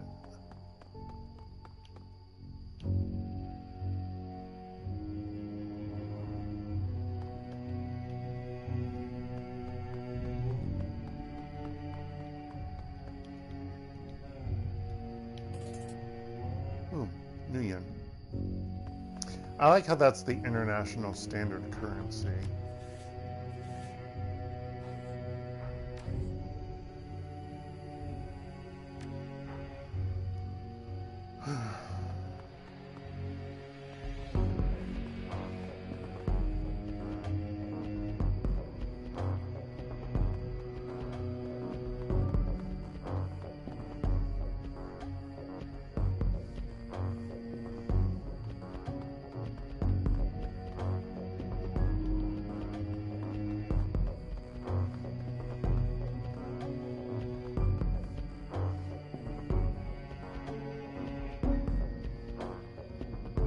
Like this street just continues and continues and continues.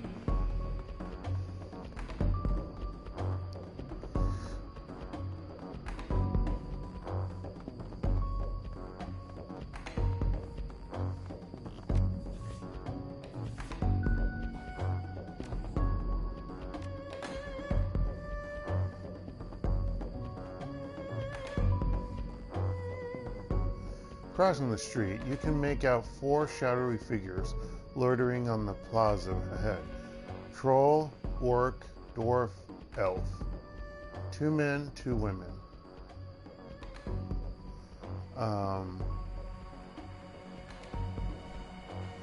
They're different from the smugglers on the dock. Alert, poised, professional. You can see they've made a token attempt to conceal their weapons. The unspoken message is clear. We're strapped, mind your manners. Wu stands up tall, takes the amused tone he gets whenever he's standing toe-to-toe with someone bigger. Someone who doesn't know they're about to go down. Evening, folks. You got permits for those bazookas? Husky troll. The thick troll pulls his mouth into a comic frown. Permits? Permits? Give me a minute. He makes a show of patting his pockets. Nope, guess not. I must have dropped mine in a dumpster, along with the last idiot who stepped up to us. Wu coolly surveys the scene, nods in a friendly fashion. Is that right? Well then. You can almost feel Wu's cop training kick in. It's like watching a drone execute a command routine. He reaches for his rifle, brings it up quick, but it's too late. By the time it hits shoulder level, an assortment of nasty-looking ordnance is already trained on his head. Carter backs him up. She whips her arms forward, fists blazing with magical fire. Her eyes sweep the scene, darting from one figure to another. All right, everyone. All right, everyone, just be cool. The thick troll's voice. Wait, so he goes from husky to thick? What the fudge, is casual. Amused, he shakes his gun in Wu's face. Little late for that, isn't it? Raise your weapon too. Nah, it's never too late to be cool. Put your hands in your pockets. Listen, guys, my stomach's doing somersaults. How about we all put our guns away before someone gets hurt? Put up your hands, palms out. How about no one does anything stupid? We just want to talk. The thick troll smiles big. Oh, I can see that. Your buddies are totally chill. Something you can do for you, or something we can do for you, officer. Wu's jaw tightens, but his tone stays cool and controlled. I'm looking for an old man, Raymond Black. We were supposed to meet him here. You know him? The troll nods his enormous head. Mm-hmm. Wu's voice gets on edge. You can see a vein in his temple start to pulse. Where is he? Carter sees it too, keeps her voice neutral. Easy, Duncan.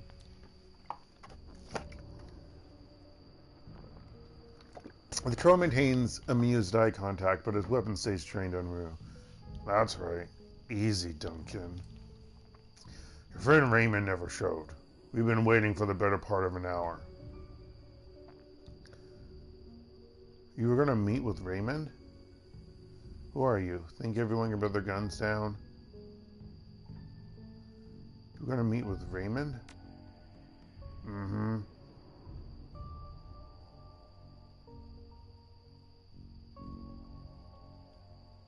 What did he want with you? The troll's yellow-brown tusks shift into a smile again. He needed friends, the heavily armed kind. The old man hired us to take you all on a little excursion. Wu's brow furrows. Hired you? He takes a moment, looks them over. They're an odd assortment. A cybered-up troll, an orc girl with magical fetishes, so a shaman, a dwarf with a cyber deck slung on her back. So the troll, I guess that would be a street samurai, maybe. And then the dwarf is a decker. And a tall man standing behind them. Inscrutable. I'm not sure what he is. Okay. All with guns trained on Wu. Understanding spreads across Wu's face. His jaw tightens. You're Shadowrunners. The troll nods. Mm-hmm. Wu's shoulders creep up. His stance tightens. This is bullshit. Raymond would never hire Shadowrunners. The criminals. The troll corrects him. Mercenary operatives. The dwarf cuts in. Her voice is soft but strong. Criminal mercenary operatives. So yeah, you were right. Your buddy Raymond was associating with a bunch of hardened criminals. Oh yeah, she has an animal on her back. Oh. Believe it's a rat. I clicked through it quickly. Blech. So yeah. The troll tosses Wu a sideways smile while staring down the barrel of his gun. Sorry to burst your bubble, Lone Star. Guess you didn't know the old man as well as you thought, huh? I actually need to step out. I have to use the restroom again. And need more water because I'm almost out of my current one and my voice hurts.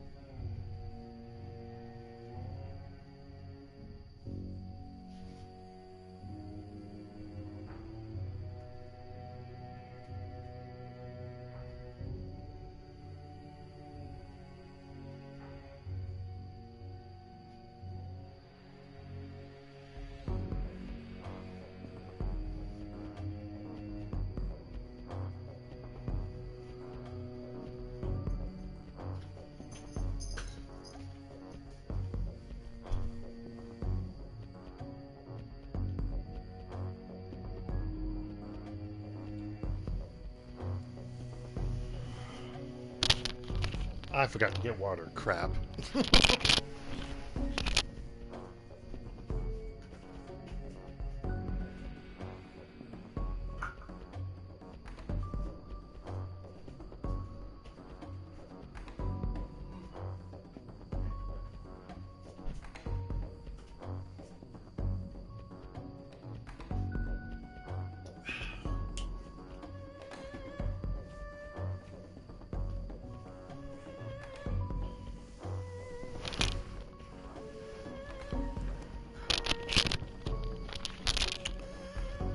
So, I'm actually planning, well, this is going to be great. This semester I need to actually finalize or get some ideas written down for a working PhD proposal for university, and then finalize it during winter break, and then maybe do last minute touches prior to applying come next spring.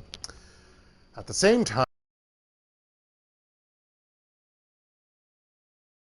going to the USA for winter vacation, and hopefully things won't change. I'll be able to do a month in the USA, and I'm scared of shit because of COVID-19. I mean, because one of my colleagues who visited, she told me yesterday, after the typhoon hit, I mean, they literally closed the classrooms. The classrooms were locked because you were expected to teach online, or I guess maybe skip the day, one or the other, but skip on the first day, that's great. But yeah, but anyway, but she was telling me that how it snuck up, and like she got it like a week or so before her plane ride back, and and like, oh no, she said when she first arrived back to Seattle, or well, no, her family's outside of Seattle, but when she first came back, her mom had it, and somehow her and her father didn't get it, and then sometime during the week before she left, or 2 weeks out, I guess, because it was a week or something like that, she got it somehow with meeting up with friends. Like someone had it and like infected all of her friends and herself, and she infected her father, and like then she had this whole process of like she was coming out of it, she was explaining it to Delta, and then when she came to back to Korea, they thought that she got it, and it was like not leaving or getting rid of it. It was just a whole weird thing. And then one of my other colleagues, he got it Monday this week somehow. And I'm just like, oh my gosh. It's just like, I would do the same thing that I do here, which is if it's not, and this is what technically you can do in Korea, if it's not that many people around, you are free to wear no mask outside. If there are a lot of people, you should be wearing a mask, and you have to wear a mask indoors. And that's what I will do. F people who give me strange looks, which they did to my friends who my colleagues who visited back this summer. I'm like, no, fuck you. I don't want to catch it. I don't want to and I'm going to wear it. Like, apparently Delta is like, oh yeah, you don't have to wear a mask on the airplane. I'm like, fuck that noise. I'm going to. I might have to bring extra so I can change while I'm on the airplane, being on the airplane. I'm like, I'm going to wear it. Plus, it's a good idea in general to wear a mask at an airport and on an airplane, because regardless if there's COVID-19 or anything, there's other crap that people have, even a regular cold. So, yeah. And so I'm like, I'm so worried. I never caught it in Korea, and then when I go back to the USA, bum. I get it. I'm like, fuck that. So yeah, but I have to start planning anyway for that, putting money away. Because if I do catch COVID in the USA, like my friend told me she paid around around $500 to cover the cost of things, because no insurance in the USA. I'm just like, gosh, ugh. Like, the simple test was like $200. And I'm just like, golly gee willikers.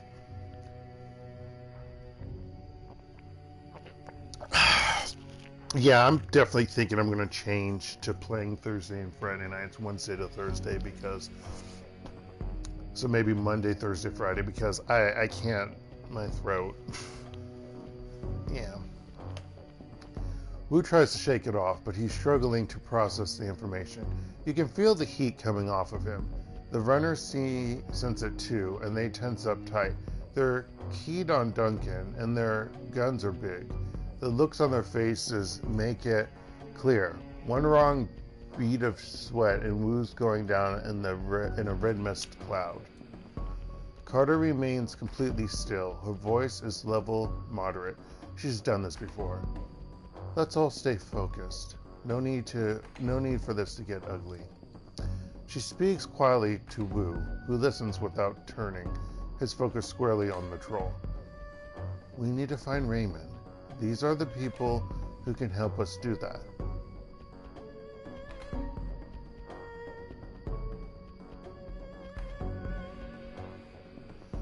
What were you hired to do?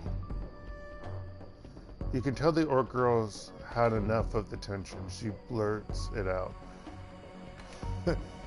The old man wanted us to take him into Kowloon Walled City. She waves a hand at the three of you. You too. Two large rats there. Oh, there is a second one. I don't think they show the second one. It's right there. I don't think they show a second one. I think it's just that one on her portrait.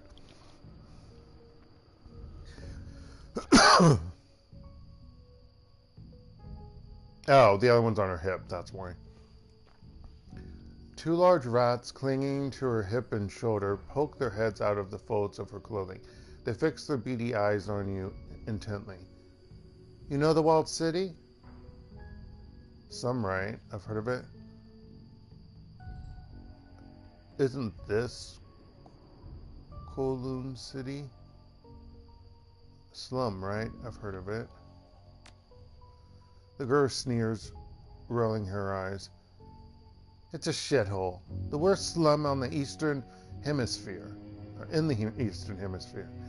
Memories of growing up in Raymond Barrens flash through your mind. Yeah, see, this is what I think.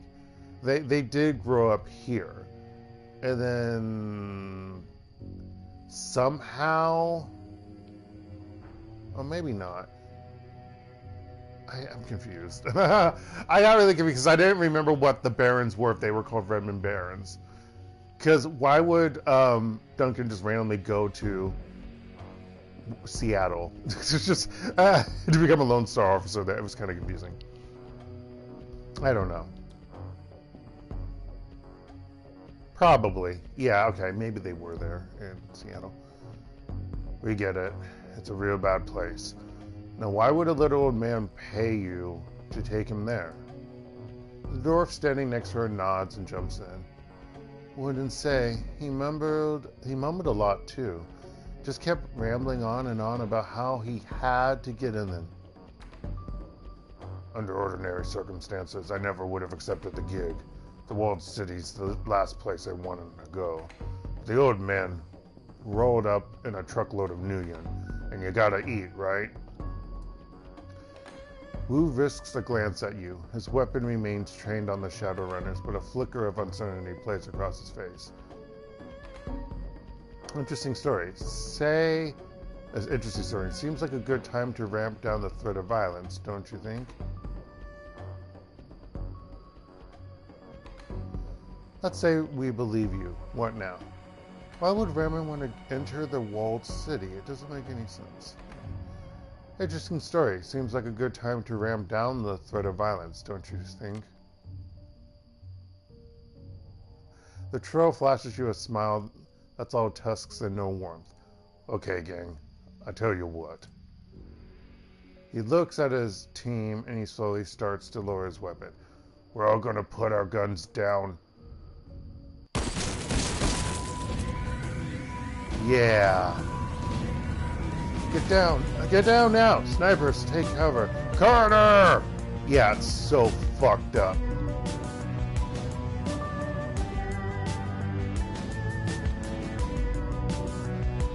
Stay in cover. Yeah, this is so fucked up. So fucked up.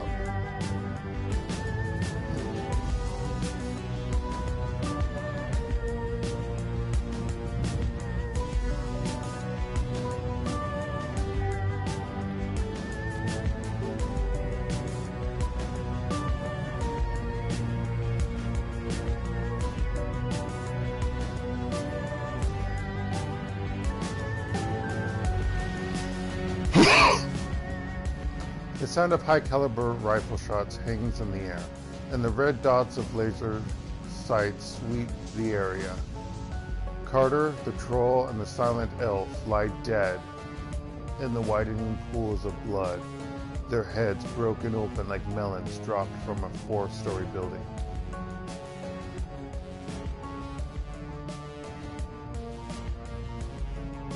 The orc girl screams from cover. Nightjar! Nightjar, come on, big man, talk to me. Got shot? No, no. She turns to the door, her eyes wild with fear. Oh shit, This isn't good. I think that's I. A voice blares out from a loudspeaker. This is the police. Lay down your weapons, put your hands behind your head, and come out where we can see them. So why did you kill 3 people randomly? I mean, other than for game mechanic purposes, but it makes no sense that they shoot 3 of them and then say this.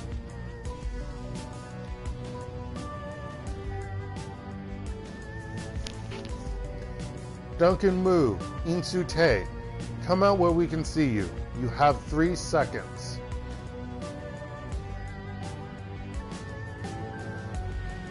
Duncan crouches behind cover, his gaze locked on Carter's corpse. His voice comes out in a hoarse roar. Stand down, damn it! I'm law enforcement! Lone Star! Lone Star! He's driven deeper into cover by a hail of gunfire. The dwarf shakes her head on him. Her voice is flat. Save your breath. They won't listen. Use your eyes. These bastards aren't here to make arrests. The sniper shot hits the wall next to her head, showering her in an explosion of plaster.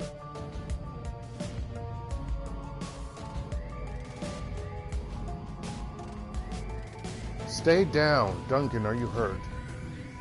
Everyone pipe down. Just give me a minute. The rat girl stares at the ground intently as if listening. Then her brow furrows, her eyes go beady, and her nose wrinkles up. She begins to sway back and forth, her lips moving soundlessly. I think I died a few times, and this is one of them. She snaps out of her trance. Okay, I've got a way out. It's at the end of the street. Everyone, come with me. Everyone? We don't need the rent-a-cops. Gobit. Oh, Shadowrun. We're the only ones. The little orc whips her head towards her friend. Their extra firepower is... I got us an exit, but we gotta get past the heat. And we can't shoot our way out of this on our own. If nothing else, they can soak up a few rounds for us. She turns to you, her pupils pinpricks of intensity. Just stick to the cover and keep close. There's a door down the street that leads to a back alley. That's our exit point. You fall behind, you get left behind. So that's not how games work. And then magically, people pop up over there. Yeah, one of them is a horrible a-hole who like shoots you like a mofo. It's insane.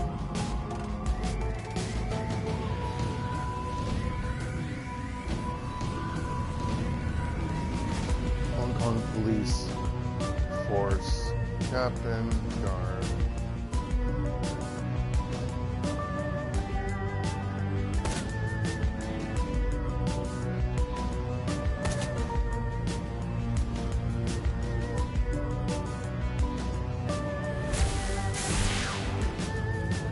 Oh, I got healing. Oh, that's pretty cool. Pretty swanky.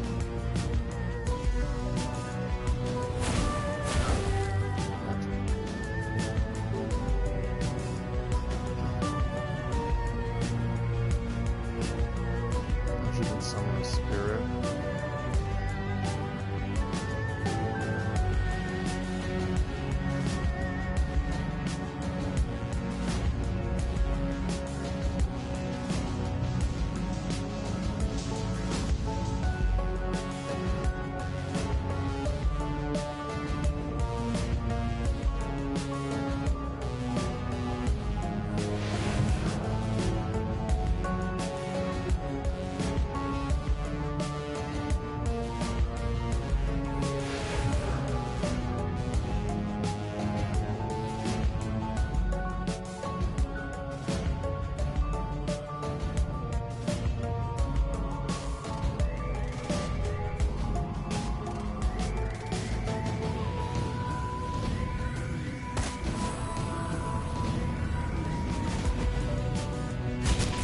That's done.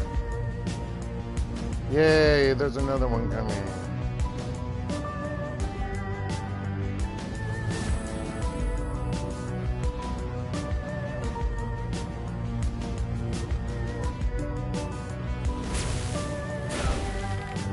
I hate you, game. I hate you so much.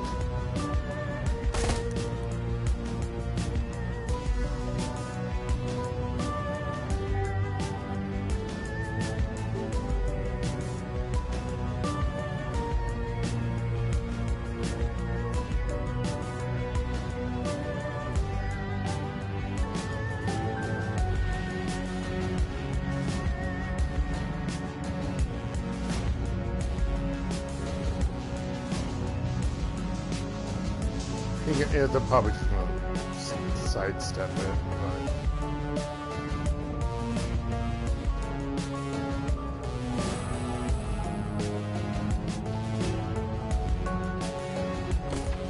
Damn it.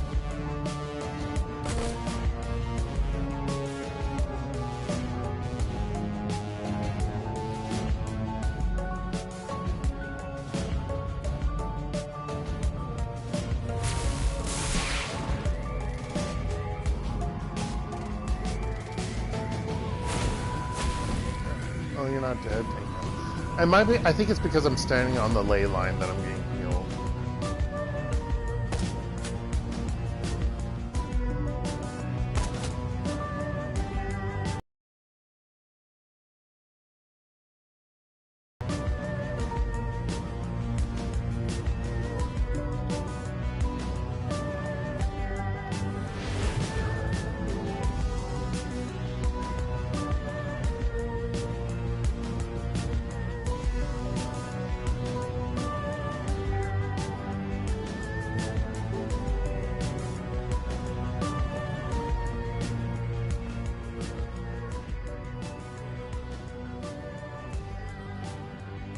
Where the local drones IFF from.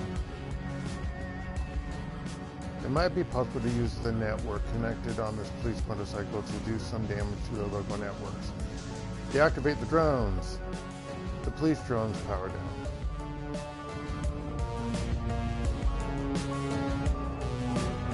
There you go. That's good. Now I need to hide behind something.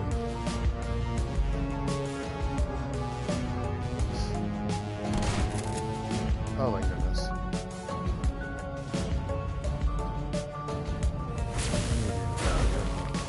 Game, I need this motherfucker to die. And I need to kill him. I hate you, game. I hate you, game.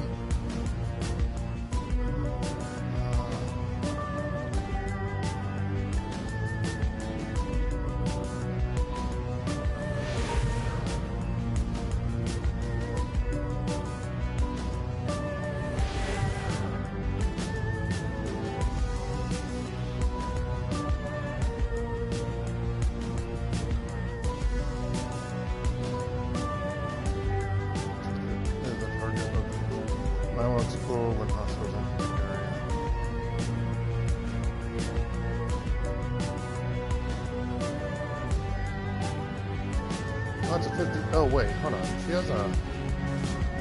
Oh, she has a grenade launcher.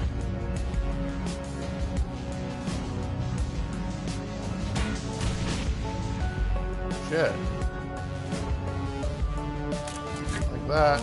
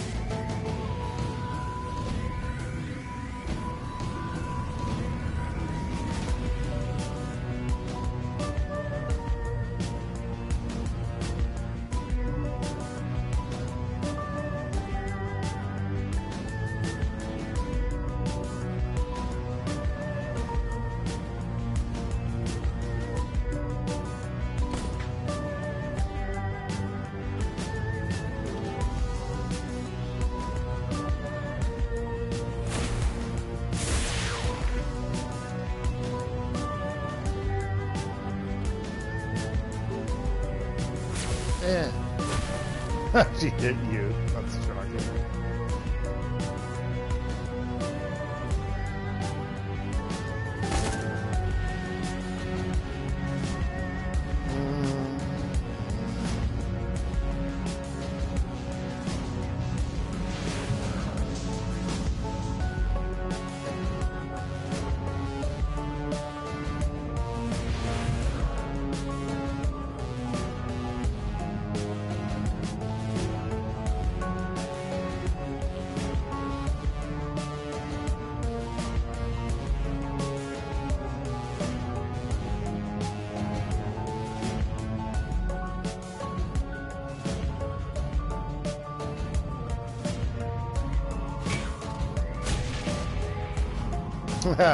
Hit the drone too. Ah.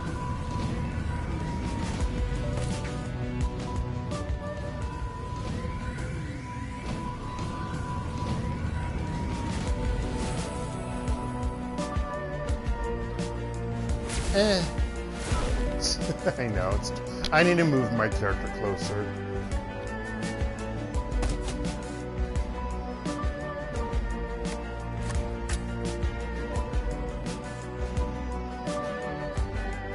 Spray and pray!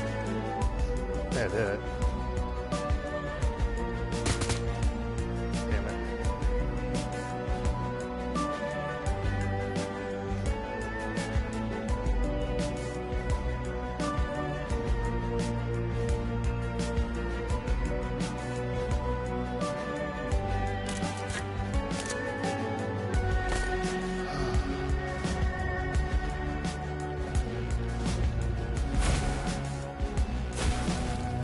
Okay.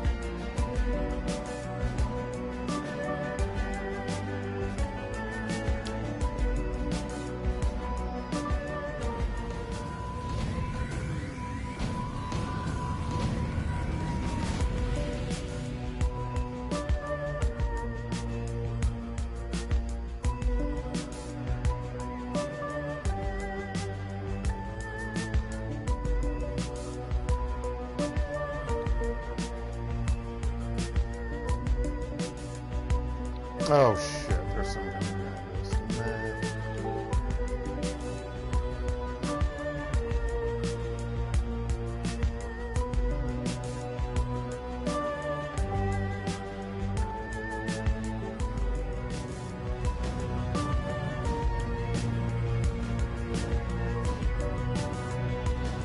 should be able to escape the next round.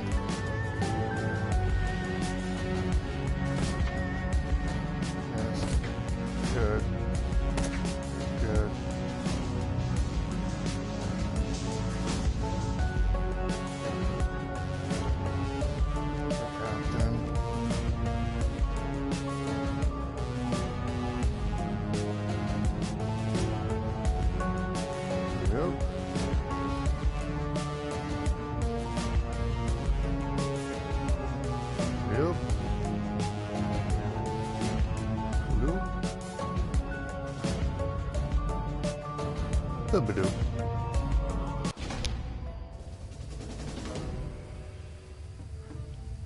The rat shaman guides you from the doorway on the street through an eternity of winding alleys, damp sub-basements, and empty buildings.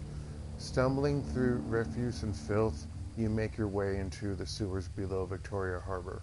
It reeks down here, but it's quiet. Gobbet. How do we go? Let's say Gobet. Gobet stops, sniffs, and wipes her eyes with the back of her wrist. Her rats squeak softly in the folds of her clothing. The dwarf watches her silently for a moment, then moves closer and gently takes her hand. In the dim light of the sewer, you can see they're nearly the same age, no more than 20, 21 tops.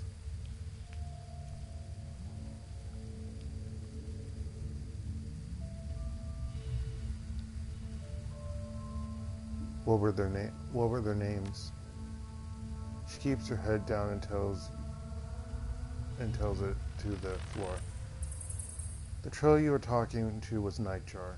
He was our friend. The elf was called Gutshot. Kind of an asshole, but I didn't need to see his head splattered everywhere like that. She inhales a cleansing breath. Nightjar was a good guy. Always had our backs. Isabel's and mine. Isabel nods in agreement. And yeah, and it's a 0. Yeah, that's interesting. Her voice is flat. Rare to find a runner that you can actually trust. She looks to her friend. Are we clear? Golbet looks back the way you came. I think we've shaken them. She sniffs the air. Yeah, we're clear. Wu begins pacing, his boots splashing in the sewer water, creating echoes down the tunnel. You can feel the tension coming off of him in waves. This is bullshit. I'm done messing around in alleys and sewers. I'm done running from cops. He pokes a thumb at his chest and spits his anger forth in a raspy growl. For fuck's sake, I am a cop. We noticed. There's a Lone Star Sergeant dead back there. Damn it, she was... Wu starts to choke up. He struggles against it, fighting to maintain control, but he needs a minute to recover. He finally manages to pull it together, but he's raw. When he speaks again, his voice is seething and hoarse. I don't know what the hell's going on with the Hong Kong cops, but I'm calling in some Lone Star backup from home. I'm gonna get some of my own people down here. Then we're gonna find Raymond and figure out what the hell's going on. The little orc shrugs. Whatever you say, big guy. You have fun with that. She looks over at her friend. They both nod. Iz and I are out of here. Best of luck finding your friend.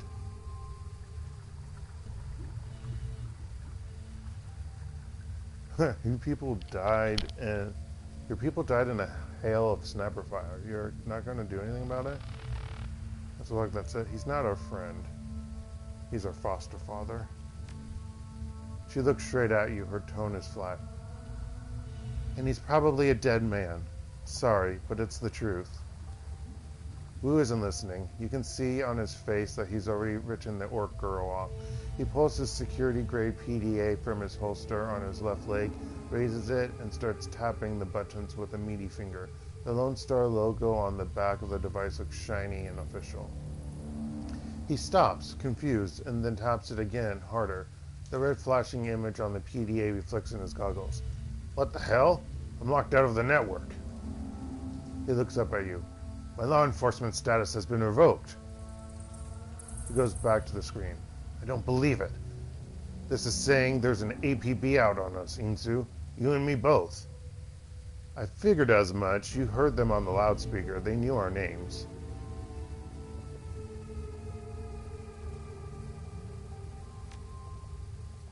Wu glares at the wall, a storm raging across his face.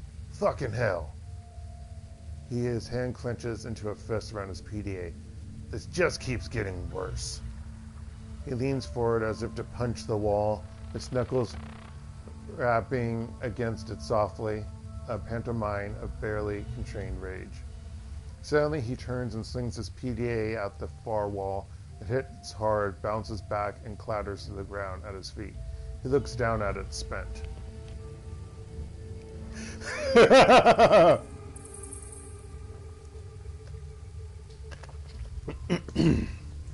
orc mouths an okay to herself, eyebrows raised. And on that note, I think it's time for us to say goodbye. Come on, Isabel, let's... She's cut off by a sudden smashing noise as her friend's boot comes crashing down on the PDA at Wu's feet. The dwarf looks down at her work, unsatisfied, and brings her boot down again and again and again, until there's nothing left but a snarl of plastic housing, broken glass, and a circuit board. She looks up at Wu, her chest heaving, and points at the pile of scrap she's created. Police issued. They can trace you through that. She turns to you, hand out. Yours too. It's on the network. We bury our own. Hand her your PDA.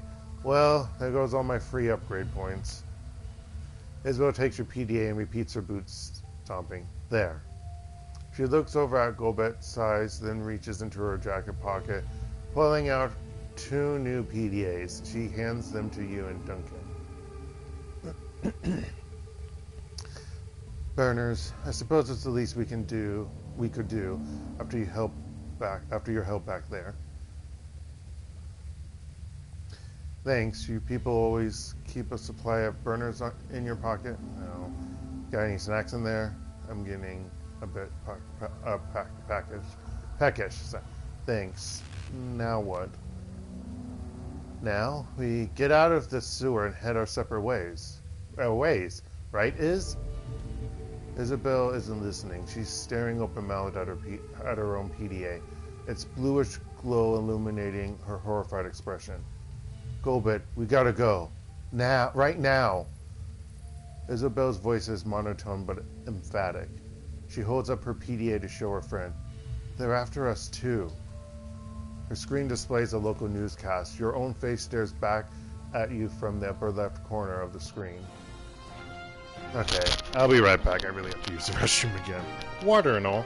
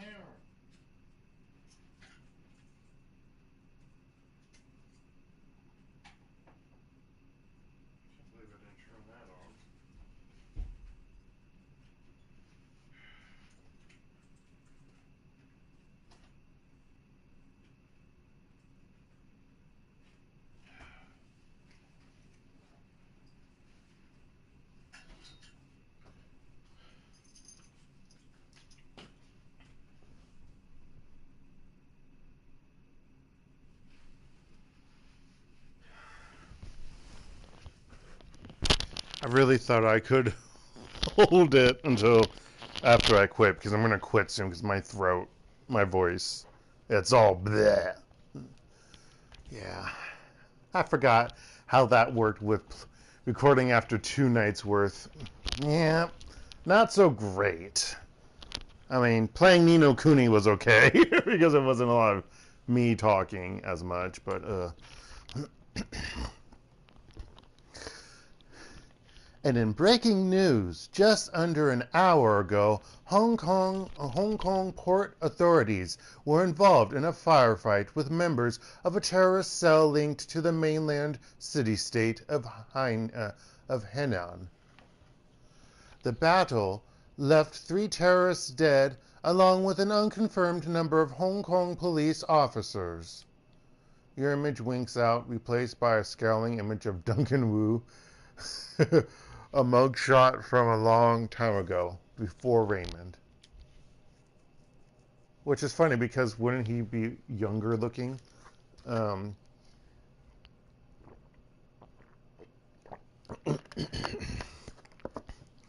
Our sources report that Seattle natives Duncan Wu... Oh, I guess, yeah, we are. Okay, so we are from the Barrens, the Red whatever, Barrens, whatever the full name is. Duncan Wu and Insu Tae, along with their Hong Kong-based accomplices, are still at large. They are well armed and should be considered extremely dangerous. Low-res photographs of Golbit and Isobel pop up on screen, replacing Duncan Wu. The color drains out of Golbit's face. Oh, shit. Kowloon officials report that the terrorist cell, known as the White Star, maintains ties to the state of Henan, and it's purported to be receiving weapons and funding from anti-corporate groups in the UCAS city-state of Seattle. Port authorities are standing on high alert, and the Hong Kong Police Force's Special Duties Unit has been engaged to deal with the threat. We go live now to Chief Inspector Crate. We're going to go with Crate of the Special Duties Unit, who will be making a statement. Behind the newscaster, a video window displays the location of your firefight in Victoria Harbor. The camera pans to Chief Inspector Crate. She is surrounded by a swarm of news reporters, but appears unfazed by the attention. She speaks with supreme confidence. We have yet to ascertain the motive for tonight's attack, but it was clearly a well-planned and coordinated effort. Crate sounds smooth, more like a corporate mouthpiece than a cop. We have already issued an all-points bulletin, along with a kill or capture order for the 4 remaining terrorists, and I have instructed the Special Duties Unit to make this manhunt a top priority. She looks directly into the camera. If you should see one or more of these individuals, do not attempt to engage them. Instead, tap in the HKPF flash code at the bottom of the screen. If you are on an authorized network and take a picture, our system will automatically identify them in your database, a data stream. The Decker switches off the newscast and clips her PDA back onto her belt. For a moment, there's no sound but the roar of sewer water rushing through the pipes. Golbit bends over, hands on her knees, sucking wind. Her rats scurry for a new position. I thought we were fucked before. Wu's voice is eerily calm. But now, we are well and truly fucked.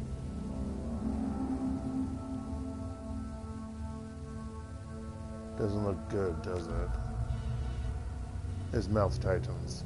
Not at all. He begins stalking back and forth, a panther in a cage. They've labeled us terrorists, and there's an APB out on us. I've heard this kind of announcement before. I know what comes with it. It doesn't matter if we have nothing to do with that whatever city-state. They're gonna hunt us down. It's open season. Isabel nudges the remains of Wu's PDA with her booted toe. And the two of us will be hunted down right alongside you. Goblet wide-eyes the exits, tight as a spring. You can hear shallow panting as she leans towards one, then the other. We gotta go deep. Hit the mainland for a while until we can figure this out. Find a hole to crawl into. Goblet looks at Isabel, wipes her mouth, and points at you and Duncan. We've got to get them off the grid too. Way off. The dwarf looks up at Duncan and her large eyes narrow. Hey, Lone Star. You've got a security license, right? That means that you've got a sin, too. Wu's brow furrows. Of course I have a sin. I wouldn't be able to get paid otherwise. Only criminals with no lives go sinless. Guess what, Duncan? Guess what we're gonna become? She runs her hand along her cyberdeck, thinking. That means you can be traced. Both of you. You got spotted by a drone or a security camera, get ID'd by a retinal scanner, or try to use your cred stick or passport, and the HKPF will know just where to find you.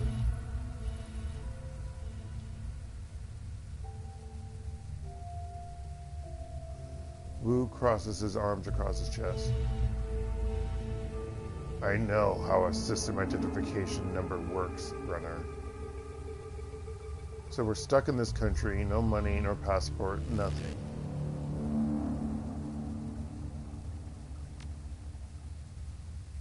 Golbet pulls at her dreadlocks. We're just as screwed as you are. Me and Iz, we were listed as your accomplices, and we can't afford for you to get caught. You'll lead them to us, one way or another. DNA samples, things we've told you, astral residue, I don't know, cop stuff. The little Decker looks from you to Wu, eyes narrowed, sizing you up. You can see her make a silent decision before she speaks. Her voice is flat, resigned. We need to get your sins burned. Delete your from the record books. All of them. All of them? All of them? Whoa, wait a minute. You want us to just erase our identities? Wu rubs a hand across his scalp. Beyond the fact that it's insane, will that even work? If we burn our sins, go off the grid like that, won't they just redouble their efforts to find us?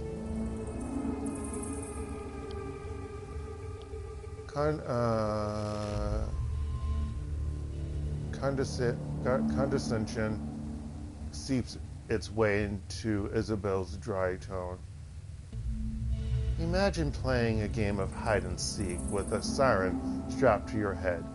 Would you rather try and hide with the siren, or with the siren conspicuously absent?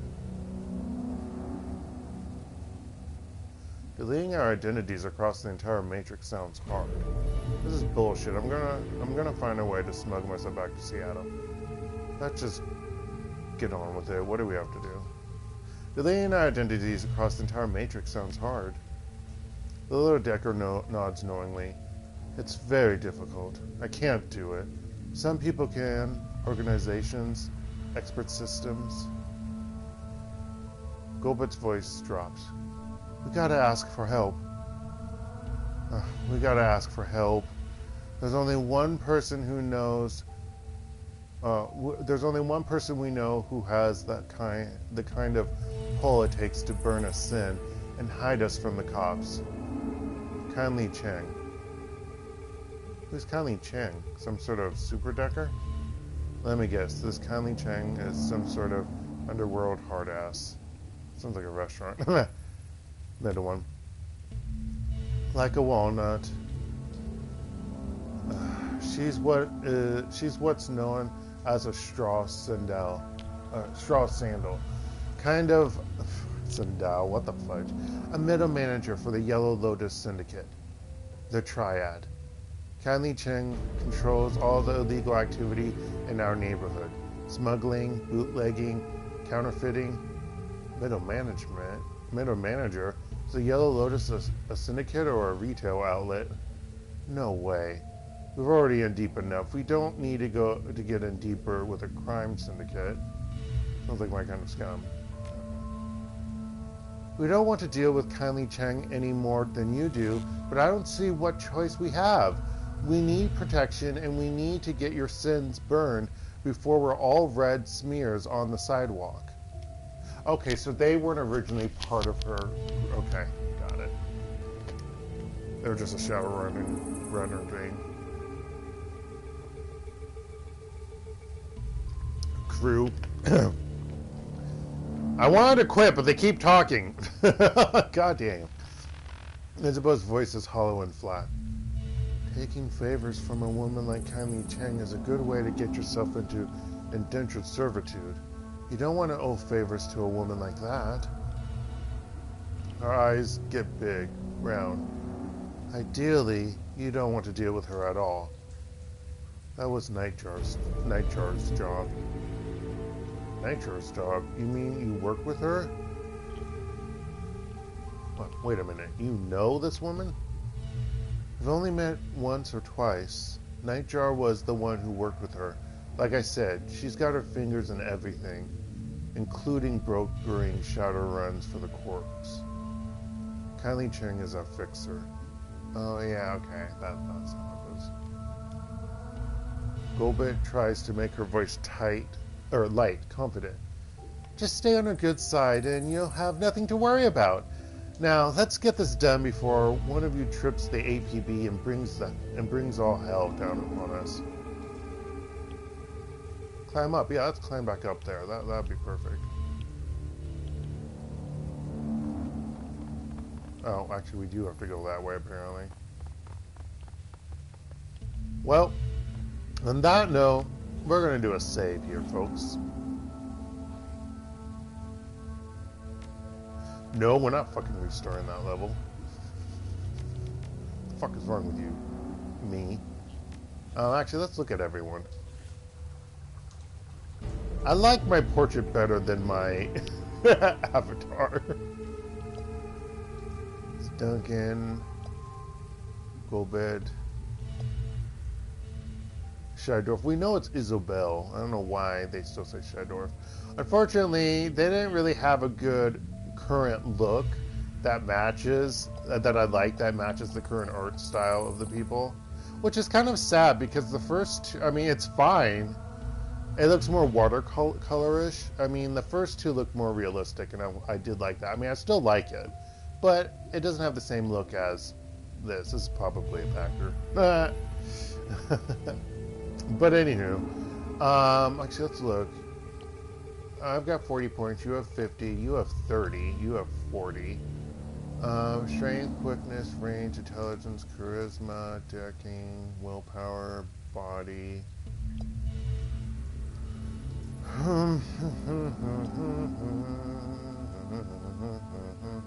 He can throw weapons. Well, yeah, he can throw grenades. That's right. And he can do close combat, technically. His close combat and range combat are the same. I think he has one unarmed. I might have to think about doing unarmed with him or something.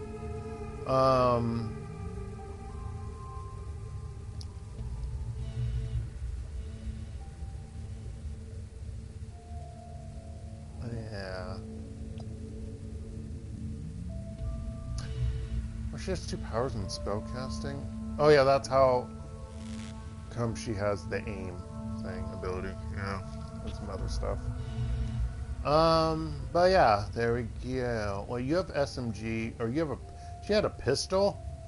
Oh, I thought she had an SMG. No, she had spray and pray, not her. Anywho, I need to stop because my voice. Yeah, so next week it will be, so I will still play on Friday, but then next week I'm going to shoot for Monday nights, Thursday nights, Friday nights, KST, Korean Standard Time, because I can't do it on Wednesday. Yeah. Unless I want to like only play for like 2 hours, which no. But anywho, I thank you all for joining and watching, or watching later. Obviously, if you didn't watch on live from PlayStation or on YouTube, I guess I assume as unregistered or whatever. This is public. It should be. Anywho, this has been DarkElf85 on YouTube or HektontheMage here on PSN, and this has been the start to Shadowrun Hong Kong Extended Edition. I hope you all have a good rest of the day, night, or anywhere in between. Stay safe out there, folks, and goodbye.